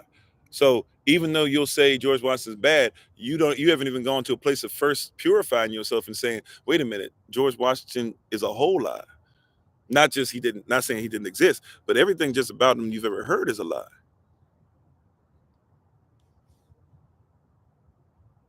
Hmm. Hmm. Right? We got to reverse the ninjas. I'm sorry, the ninjas. Now I'm thinking Ninja Turtle. We got to reverse the myths. We have to reverse these things where we were taught that these things that are mythical have become practicality for us when they is totally impractical to keep trying to live through the lens of a myth. And thank you for the love, if I didn't say so earlier. Right? We gotta we got to get to a point and get to a place to where we recognize and realize that this stuff is not representative, indicative of who we are, but it's been placed in us so much that we just go with it. All right, be safe out there, Sister Nadine. Right? So just uh, right. So even with the Lord of the Rings stuff, when you look at, we talked about the nines, right? And look at what they rode. They rode on what? The Nazguls. I forget. I looked it up. So the Nazgul are the nine riders who got tricked by the ring. Just like there's nine realms, there's nine riders who were the ones that were, you couldn't see their faces and stuff except for when Frodo put on the ring, and then you saw them. Their ghost or whatever, ghostly selves. You could see their true selves or whatever, and how much they had fallen. But they ran the Nazgul apparently are the men, the former kings who had fallen from grace, and then I forget what they rode, whatever they rode, but those Nazguls, they rode on that, and those things, they were what? They were dragons, right? What does a dragon represent? Same thing, by the way. Dragon, part of Norse theology as well, heavy too. But that's where you even get the dragon that was in the Hobbit. But what do dragons represent? They won't call them dragons; they call them something else. But what does a dragon represent for us? He represents the serpent. He represents the devil. Amen.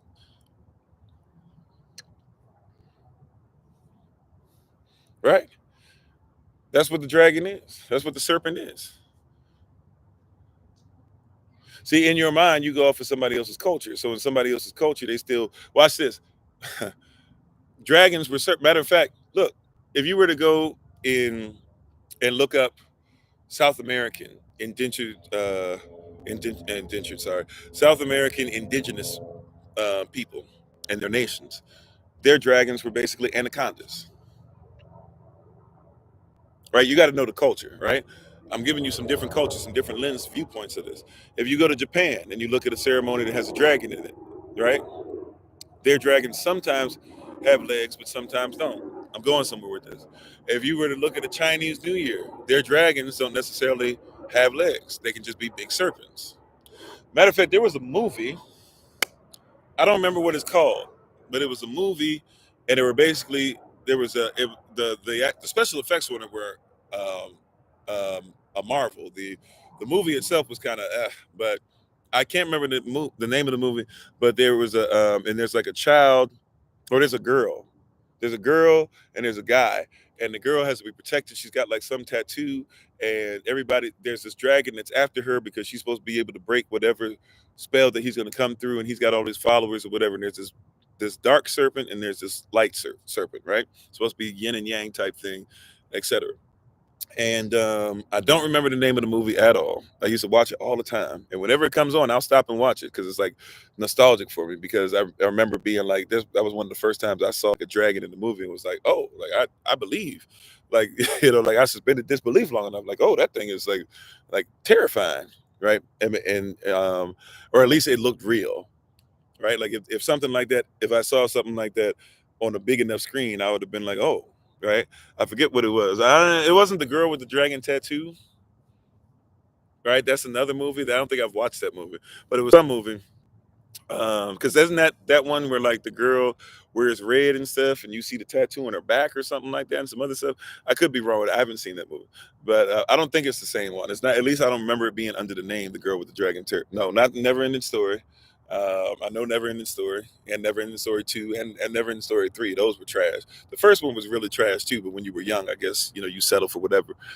But whatever this movie was, right? But those dragons, they don't have wings, and they don't have arms or legs, right? Um, because for a lot of cultures, dragons don't have arms or legs. Dragons are just serpents. But for certain people, right? Remember what the word says. The word says that the devil, who was a shapeshifter, shapeshifted and turned himself into a serpent. And it says that this serpent would lose its legs and its arms, right, and would have to slither upon the ground. So when somebody shows you a dragon, Disney, Pete the Dragon, are there two versions of Pete the Dragon? Yeah, there's the cartoon and there's the realistic one. I haven't seen either. I've listened to the original one on tape. I've never seen it, but all dragon. But whenever you see a dragon with arms and legs, the dragon is therefore what they're saying about that dragon is that dragon is actually supposed to be the devil in his. I, I won't use the word purest form, but the devil in his original form, right? Dragon Ball Z, etc. Right? Culturally, so dragons don't have to have. So dragons, when they have arms and legs, they're telling you they're supposed to be evil at its finest, so to speak. No, it wasn't How to Train Your Dragon. For more reasons than one, I know those movies, one, two, and I don't know if I watched number three. Right? I even know something about the show. Right? How to Train Your Dragon. I promise you, I know How to Train Your Dragon very well. Isn't three? Is three the one where his mom? Yeah. Number one is when he loses his leg at the end, and he has I forget the black dragon's name that he has, but the one that's supposed to be the one that nobody can find. Then the second one, or is it the second one where he finds his mama? Something like that. I can't remember. But yeah, it's not those. But anyways, right? So so in all these things, there's myths out there, right? But we don't even know what these myths mean. So if you ever see a dragon and it has legs, that's supposed to be evil in its purest form. But what happens when you make that dragon with legs something that's righteous? Now we're reversing even what it's supposed to be. Nope, not Dungeons and Dragons. I'm sorry, whichever way. I'm gonna stop trying to guess what it is. It's not. It's not those. Maybe if it comes across my mind, it's not those, right? But when you see a dragon with legs, basically, like even think about the dragon from what's the one? The guy who played Batman, Bruce Wayne, and he was in a movie Reign of Fire. Reign of Fire, where it takes they go back to England or whatever, and he has to go back to London or something like that, where the dragon came out when he was a little child and he saw it burn up people, and his mother passed away or whatever. That dragon has legs, and all those dragons have legs. When you're talking about a dragon that's supposed to be evil, it's supposed to be at its evil at its original form, because the devil, when he did what he did, he made it to where he and every serpent would basically lose even more authority. They lose their leg and they lose their foot and they can't stand.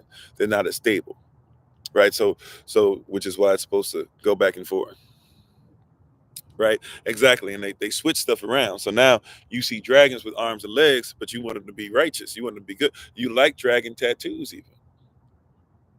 Why do you like dragon tattoos? I wonder. And I'm not gonna hold you. I do not have any tattoos.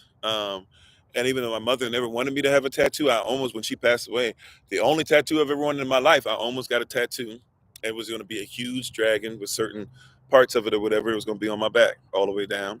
And it was going to be something, even though it's as crazy as it sounds, she didn't want me to have a tattoo, but I was going to get it and get some words in Japanese to be able to refer to her. Crazy, right?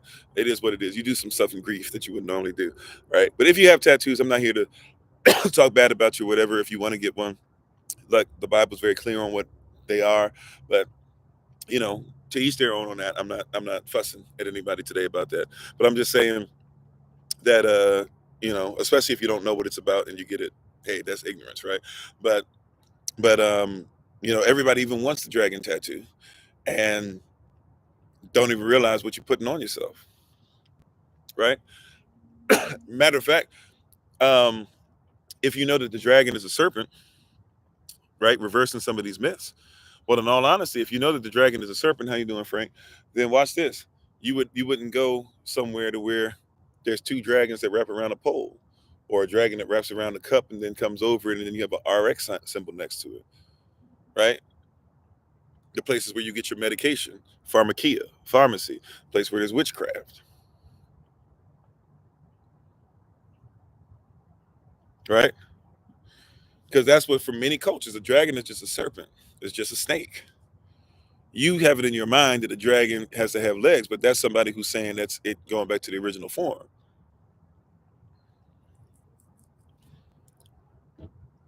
right? Like, what does pharmacy mean? I don't mind people talking about herbs and stuff, right? But herbology and stuff like that, and especially modified medicine and stuff, well, that's witchcraft. You can also use herbs out of pocket too to be able to use it for witchcraft as well. But herbs used for healing. Hey, the herbs, what were they designed for? The herbs are for the healing of the nation. The leaves of the trees are for the healing of the nations. That's not problematic at all. My wife is a herbalist, right? I have no problem with that. She teaches at the SOC University and everything, right?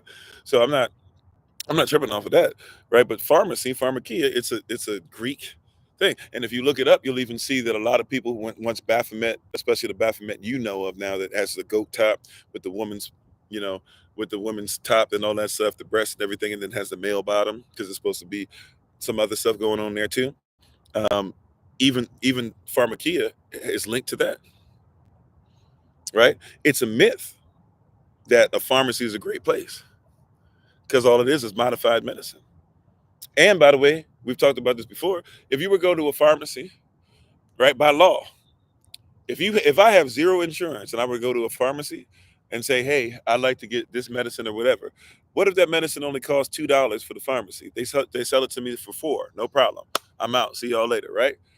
But if I go in there and they find out that I have insurance, that's why they ask you about your insurance first, right? You go in there, you say, I got insurance, blah, blah, I want to get this medicine. Right now, you got to get it from a doctor, of course. You can't just go in there talking about some people. Most people are honored that, right? That you can't just walk into a pharmacy, be like, "Yo, give me this. I'll give you this much money," right? That they count pill per pill and all that. They got machines to do that. Just because of that, they're usually not going to break the law, right? But let's say you go there and they find out that you have insurance, and your insurance is in the system and everything. Well, guess what? Now that thing that cost them only $2, by law, they might not be able to sell it to you for any less than like 400, which is why your insurance is necessary. And then your insurance, part of that, you got to do your copay thing. You pay $10. The company's gonna get its $400. They're gonna get $10 as a repayment for it, and then on top of that, they don't even get to keep like um, the $4 that they would have made from you out of it. Maybe they get to keep $3 and they lose money. But that's a law that's on the books. That's pharmacy. That's witchcraft. That's what you sign up for. That's the system it's in, right? Like if you didn't have insurance and were sent there, they'd have to sell it to you at the actual market value. Or I'm sorry, not even market value. They have to sell it to you at the actual price or close to it, or at the discretion of the person who owns the pharmacy. But instead, they have to sell it to you for way more than what it's valuable for. And you live by a myth that says that that's better for you. You live by a myth that says, I got to go there because the doctor said go get my pills. You live by a myth that says that the doctor believes that you can be cured or healed because, according to that system, there is not supposed to be a such thing as anything that is cured. This is why you keep going there talking about um, um, you have a cold and they just keep giving you stuff to deal with the symptoms, but they never cure anything. Matter of fact, by law, I must tell you that I and my wife as well, and with her company, we do not believe by law. Watch this: that you can be cured, but we believe your body can heal itself because it's fearfully and wonderfully made. And if you eat certain things, your body will go into a place to where it takes care of itself as it was intended. So you gotta be careful. Educational purposes only. Right? They'll try to get you on this stuff, right? But according to them, they say there's nothing that can be cured,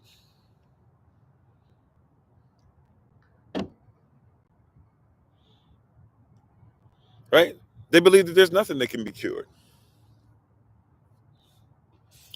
right? You have to be careful. You're going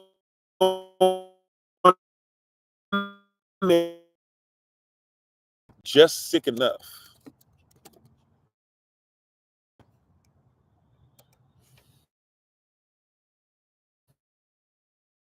make you whole or holy. The goal is to do what? Is to keep you just well enough. Just well enough so that you'll keep coming back. Matter of fact, if you get a blood thinner, you could just take cayenne pepper. Cayenne pepper will not only thin blood, but it will make sure that it coagulates. And if somebody says that's not believable, I'm somebody who's living proof. Had a working in a warehouse. Some of y'all remember. I just kind of was gone for a couple weeks. Um, had a hernia. Just getting over it fully, but I decided to heal naturally. And it was something where like got inside of stuff, like all types of stuff was like going through the hernia. Hernia was going around, so it was crazy. Um, and worked and with the help of my wife was able to survive. My wife and my mother-in-law and my son. Round the clock, my mother-in-law wasn't there physically, but she was making sure that she was giving direction to my wife because my wife gets a lot of her teachings and stuff from my mother-in-law, and they literally kept me alive. Um, and But when we came back or whatever, a lot of people don't recognize when we a big thing that she was giving me was cayenne pepper tincture, which is in like it's not for the faint of heart. It'll feel like it's burning a hole in you, especially if you're one of those people that puts it under your tongue so it'll straighten your bloodstream. But that thins the blood, and at the same time, my wife would tell me, Amma would tell me, it's not supposed to be coagulate. This shouldn't be the term I'm using, but it'll clot, I guess. It'll make sure that it clots. So it's something you would think in your mind, you would think that's miraculous, but that's actually natural law. You haven't made it that way, right? It is actual natural law. Yah made it that way to where you take it and it thins the blood, and then if you get a cut or something, it will also make sure that you don't bleed out. But go ahead and go to the pharmacy who says don't take the cayenne pepper and don't take the cayenne tincture and don't take it concentrated. They'll say take our blood thinner. Go to the hospital and they give you the blood thinner, and guess what? You get a cut down the road, you might bleed out. So now you got to take a medication for the medication. Why would I need to take a medication for the medication though? If the medication heals, then why would I need to medicate? Because according to them, you can't cure anything. It's a myth, right? Which is why we should follow natural law, because natural law sits under universal law. What does universal law mean? Universe means what? A single spoken sentence. Who spoke that sentence in? The King of Kings. So we should have kingdom law that directs us through our relationship with him, marital law even, that allows us to be in universal law, to hear him and what he states. And therefore, whatever he states, we realize it is his nature and therefore our nature, and therefore anything he has created for us, that is the nature of all of us.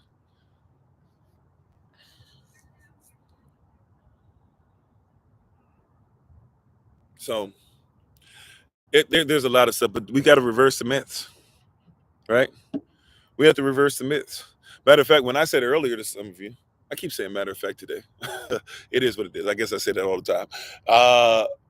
We have to reverse the myths. When I was talking about Frodo earlier, and I said Sam Wise Gamgee is the hero of it, a lot of people didn't even catch that because we're so into suspending disbelief. You were thinking maybe Aragorn is heroic or Frodo is the one that had to carry the ring, this, that. Some of you, even because you do the whole evil and righteous switching thing, well, maybe Gollum was actually the hero because he was the one that ultimately had a part to play. Like Gandalf said, witchcraft, the witch talking for you, right? Or at least influencing your decisions. But here's what happened. Sam is the one who was a living sacrifice the entire time. I'm not saying Frodo wasn't, right? But I'm saying that Sam was the one who was the hero the whole time because he's the one that Frodo was going to take his life, and Sam was like, no. He's the one that, Gollum tried to trick him and stuff, and he came back for him. He's the one that when he thought Frodo was off by the spider or whatever, he took the stuff off him or whatever, and then when the orcs found him and he realized he was asleep, he came and saved his friend, fought those orcs and everything, to tore him up. Right? And then after that, when Frodo wakes up, everybody else can't resist the ring, including Frodo. He's thinking about it for a second, but he gives it to him. And then when Frodo can't walk, what does Sam do? Sam walks him up the mountain, right? At that point, I'm gonna be honest, that point the movie was getting a little too long for me. I felt it was a little corny, right? That whole, what was that line? I know I can't carry the ring, but I'll carry you. Where they run up the thing, I was like, okay, this little bit. I was like, at this point, when the ring gonna go in the fire, right? Right. And then even when Frodo decides at the end, remember Frodo gets up to the fire, and he gonna end up doing. He does what Isildur did in the beginning with the elf, right? And he just says, "Nope, the ring is mine." Takes the thing off, puts it on his finger, and then all of a sudden Gollum shows up. Gollum watches stuff, and then he bites his finger off, just like what happened with the the the devil, right? Sauron at the beginning of the first one, right, in the fight, and then Gollum falls down, and Frodo falls down. No, Gollum didn't fall down just because. Gollum fell down. Why? Because Frodo went back for the ring, and both of them fell off together. Gollum kept falling. Frodo was hanging. Sam runs over the side and pulls Frodo up, and then they run out together. Right? Like he's the actual hero, but because once again we're not into that or whatever, and by like this is once again it's a different type of movie because there is just enough biblical influence in it that there has to be righteousness and evil and all these other things that we're going to talk about, and all if you haven't noticed so far, and all these different myths. Who cares if it's evil or righteous? Who cares about morality? And if it is morality just means whatever the gods say or whatever. But in Lord of the Rings, because there's enough biblical influence, I'll give credit where credit's due, right? It's still a lot of mixing of iron and clay, but Tolkien still has enough of that spiritual, at least morality in him, a certain type of morality in him to say, there's got to be righteousness, there's got to be evil, somebody got to win, somebody got to lose. It can't be just everything's okay.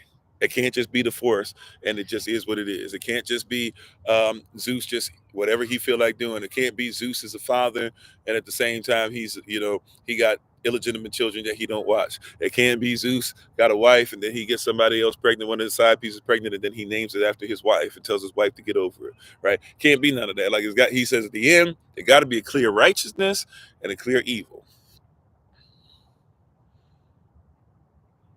You said Lord of the Rings is popular in homeschooling communities. Yeah, I didn't know that. Right, but there's got to be. Yeah, and then that movie ended. Yeah, well, I wasn't even talking about the movie ending. I'm talking about just by the time I'm waiting for them to put the ring in the fire. Then after that, now that part, when we get to that part, I'm gonna just apologize in advance. Right, I'm gonna try not to fall asleep on y'all on that part, but that part is gonna be boring for me because I've seen it. For those of you who haven't seen it, maybe not. For those of you who like it, hey, I thought that was one of the craziest things. But at the end, it makes sense because they did the Lord of the Rings that many times, that many movies over that many years, that long. You being that invested in it, and then them putting stuff out even on in the internet, and stuff in between. I mean, I get it where you had to give us an epic ending and you had to end a lot of stories, but man, when you get, and I'm sorry, this is for educational purposes only. This is also spoilers. I'm about to say some stuff. If you haven't seen the movie, you want to go away, give me like a minute, literally. I'll give you like 10 seconds if you want to get off, and give me like a minute. I'm probably going to give you some spoilers. So please forgive me when I do. And we're going to get ready to take our leave anyways. We're over time now, but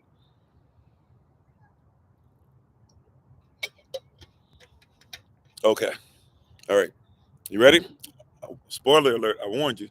Okay. At the end, when you had that whole, when you had that whole thing where it's like, okay, cool, all right, you bow to no one. Everybody bows down, right? Well, first of all, it explodes. Cool. Then up, they're gonna pass away on the mountain. Wait a minute, they don't pass away on the mountain. Here come the eagles. Okay, cool. So you wake up inside, and everybody's all happy to see you. All right, cool. Everybody came in. Sam comes at the end. All right, it's over. No, wait a minute. Here, everybody's standing outside, and here comes the first queen, and not the side piece queen, and everybody and Frodo and them getting ready to bow down, and you bow down to nobody. Okay, cool. Wait a minute. Now you're back at the Shire. You're finishing the book. It's called Lord of the Rings. Okay, cool. Oh, no, wait a minute. Now you're about to get on the ship. You're about to go to the Undying Lands. Okay, I guess that's it. Cool. No, wait a minute. Now Samwise is, is sitting there at the end, and Samwise doesn't. And now you fade again. Is it over? Like that was a little much for me. I'm just being honest, right? Even the first time I saw it, right? I liked it, but I was like, after a while, I was like, okay, it just keeps tricking you. You're like, is it over? But I get it because there was so much in there that they were trying to make sure everybody was on point. So I was like, okay, I get it at the end. How you doing, Noah? So at the end, I was like, all right, I can see it. But I was just like, the first time I saw it, it was the second time I watched it, I was like, okay, like this is just too much. There's just a lot a lot going on. Like, is it over? Is it over? That's how I felt at the end of it. I kept going like, is it over? It's like double dutch. Like, is it over? Like, why every time it looks like the rope's going the same way, but every time I get ready to jump, I keep getting hit. Is it over? So anyway, so thank y'all for being on. Appreciate you. We'll take our leave today. Prayerfully, I'll see you tonight, 8 o'clock p.m. Eastern New York time, either on Clapper, which, by the way, if you don't have Clapper, please, ma'am, please, sir, have that downloaded by, if you want to. We're going to try to use that for our movie. We have TikTok as a backup, but supposedly Clapper is not supposed to give us the problems we were having on TikTok when we did the watch party on there before. So if you can download the Clapper app, we'll do that on starting this Saturday at 12:30 p.m. Eastern New York time. And thank you, everybody, for being on. We really, really appreciate you.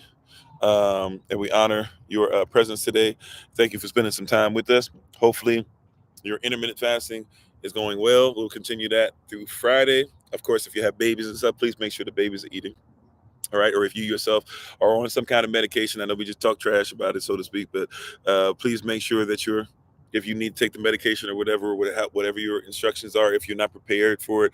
And by the way, here's something I get asked this question all the time. Well, Pastor Kofi, what if I can't, what if I mess up, or what if I forget, or what if it's really hard for me on this day to fast or whatever? When I'm feeling weak, what if I'm at work and I just can't make it or whatever? Well, then if you got to eat, you got to eat. Well, but what if I mess up, I make a mistake, and I just forgot? You forgot. Ask for forgiveness. Right? Or no, but I'm just not ready to do it. What if I can only fast for half a day? First of all, don't try to trick your mind already and thinking you can't do something. But if that's what you got, you can only make it half the day, and then you got to eat. Eat. And thank you for trying, and thank you for touching and agreeing with us. All right. Okay. So that's how that works. So just if you got questions about it and you're like, oh yeah, isn't that like no judgment here? I've had times, unfortunately, where I've done fasting before, and I'm supposed to be doing intermittent fasting, or sometimes you're supposed to be fasting in general. And especially, it's best to try and make sure you try to work out your environment to ensure that you're not going to be around it. But you get around the wrong environment and the wrong people, you just happen to be hungry, and then you eat. Ask for forgiveness, love yourself, don't condemn yourself, keep it moving. We won't condemn you over here. And if any SOC member does, let me know. All right. But we ain't going to condemn you over here. All right. So, so we appreciate you. I'm sorry, what? That's what you say all blacks are. I don't even know. But okay. I'm sorry. What was that talking about, Pee Wee? I missed that altogether. But, oh, all blacks are fast? Oh, I guess. I guess. But yeah. So we think, I'm sorry, are we all from Africa? Okay. No, well, I mean, if you want to say the first person came from Africa, because if you know about the Garden of Eden and you know about Pangea and stuff like that, um, the Garden of Eden is bigger than just what you consider to be modern Africa today. Although Africa back then was considered to be something. Matter of fact, it's I mean, yeah, I guess you could say all human beings, therefore, come from Africa if you want to use the same thing, or at least all human beings that exist through Noah and his family, they come out of Africa. So you could say that. But if you're talking about like branches of people or things like that, I mean, you could talk about Olmec-She, which you could say are mixed with African at a certain point. Not all of them were. Or you could talk about Olmecs. But once again, if you get into the Pangea, or how the Earth looked before the flood up until the time after the flood of Peleg, where it says the Earth split, you you know, everybody lived on one continent. Technically, there's only one continent, right? I don't have time to go deep into it. We got to take our leave. But and thank you everybody for being on all these platforms. If you're on TikTok with us, we're going to get ready to take our leave and do our shout out. So if you've never done a shout out with us before, you can go ahead and tune in. Matter of fact, we'll kind of we'll just do a regular shout out today.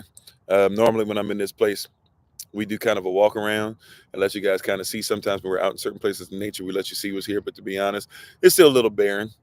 So it's not really going to be the same aesthetic that you would see if we were normally here. But thank you everybody for being on. But yeah, to just answer that real quick, and then we'll do our shout out. If you've never done a shout out with us on TikTok before, just stick around. We think you'll enjoy it. If you want to come over thank you first of all everybody for coming over from the podcast. If you're on Facebook, YouTube, TikTok, we appreciate you. If you want to come over to TikTok now for the shout out, feel free to join us.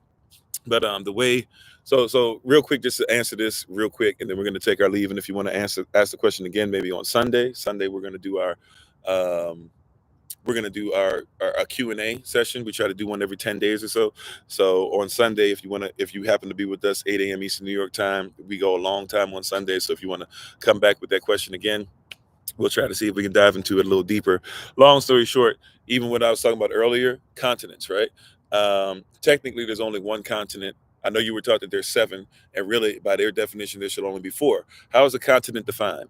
A continent is defined as a large landmass completely surrounded by water, right? This means that England is, I'm sorry, this means that Europe is not a continent. This means that Asia is not a continent. This means that Africa is not a continent because they are all connected, right? So that means that's one continent. North America and South America are connected. So that's two continents. Then Australia is by itself, three continents, right? And then you have Antarctica, that's four continents. So they teach you there's seven, but a peninsula cannot be a continent.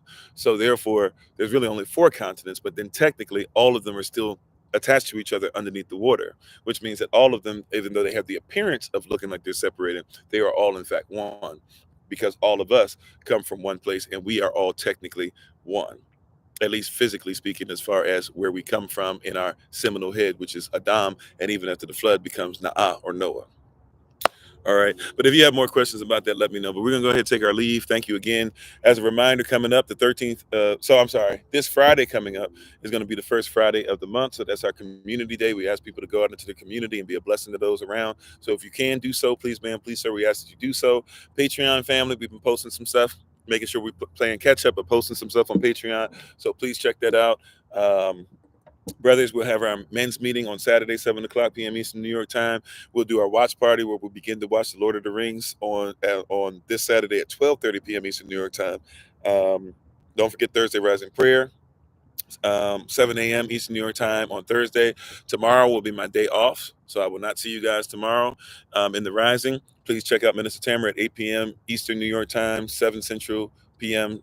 Or 7 p.m. Central tomorrow at in the evening. Um, but other than that, March 13th is going to come up. That's when we begin to remove the leaven from our home if you don't want to already have it removed by then. Um, April 9th, Rosh Chodesh Nisan, our beginning of our new year. April 22nd, that's Passover. If you're going to meet us in person in Beverly Hills, Florida, that's going to be April 20th through the 22nd.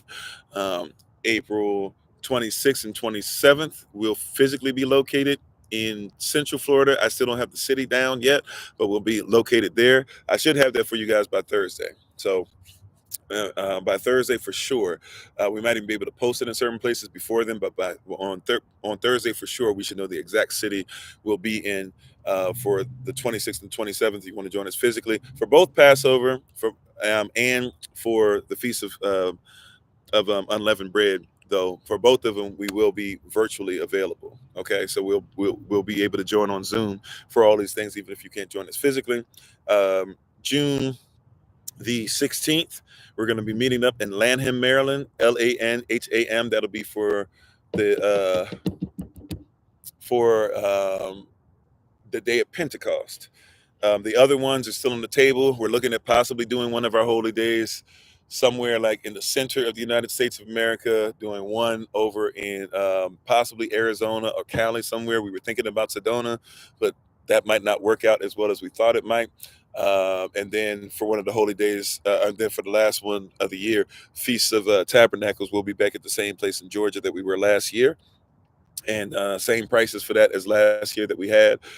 For those that came or for those that wanted to come, same thing that we were doing last year. If you want more information on that, let us know. We'll probably have a form ready for you guys to fill out for that soon. And then also, if you're going on the Women in Red physical cruise, so the physical meetup, the cruise, December 6th through the 9th, you let Sister Renee know if you want to start getting yourself together. You got to have your $100 deposit down as soon as possible.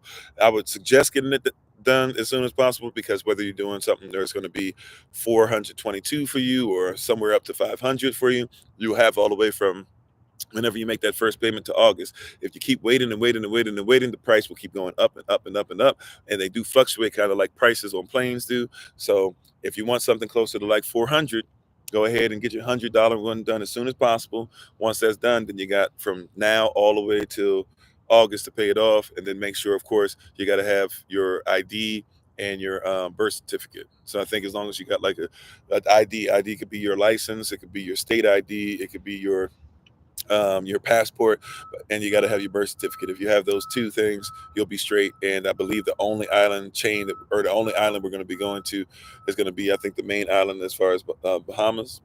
And and then once we do that, and if you do something outside of the ship, right, when you get there, so if you want to go to anything out there or do any kind of stuff, it's not included in the price. So if you want to go eat somewhere while you're there, if you want to go to an establishment there, go dancing somewhere there, whatever it is, you got to have money for that, right? But outside of that, the cruise itself, so let's say you pay up to 500. By the way, it is a Women in Red tour or cruise, but everybody is invited.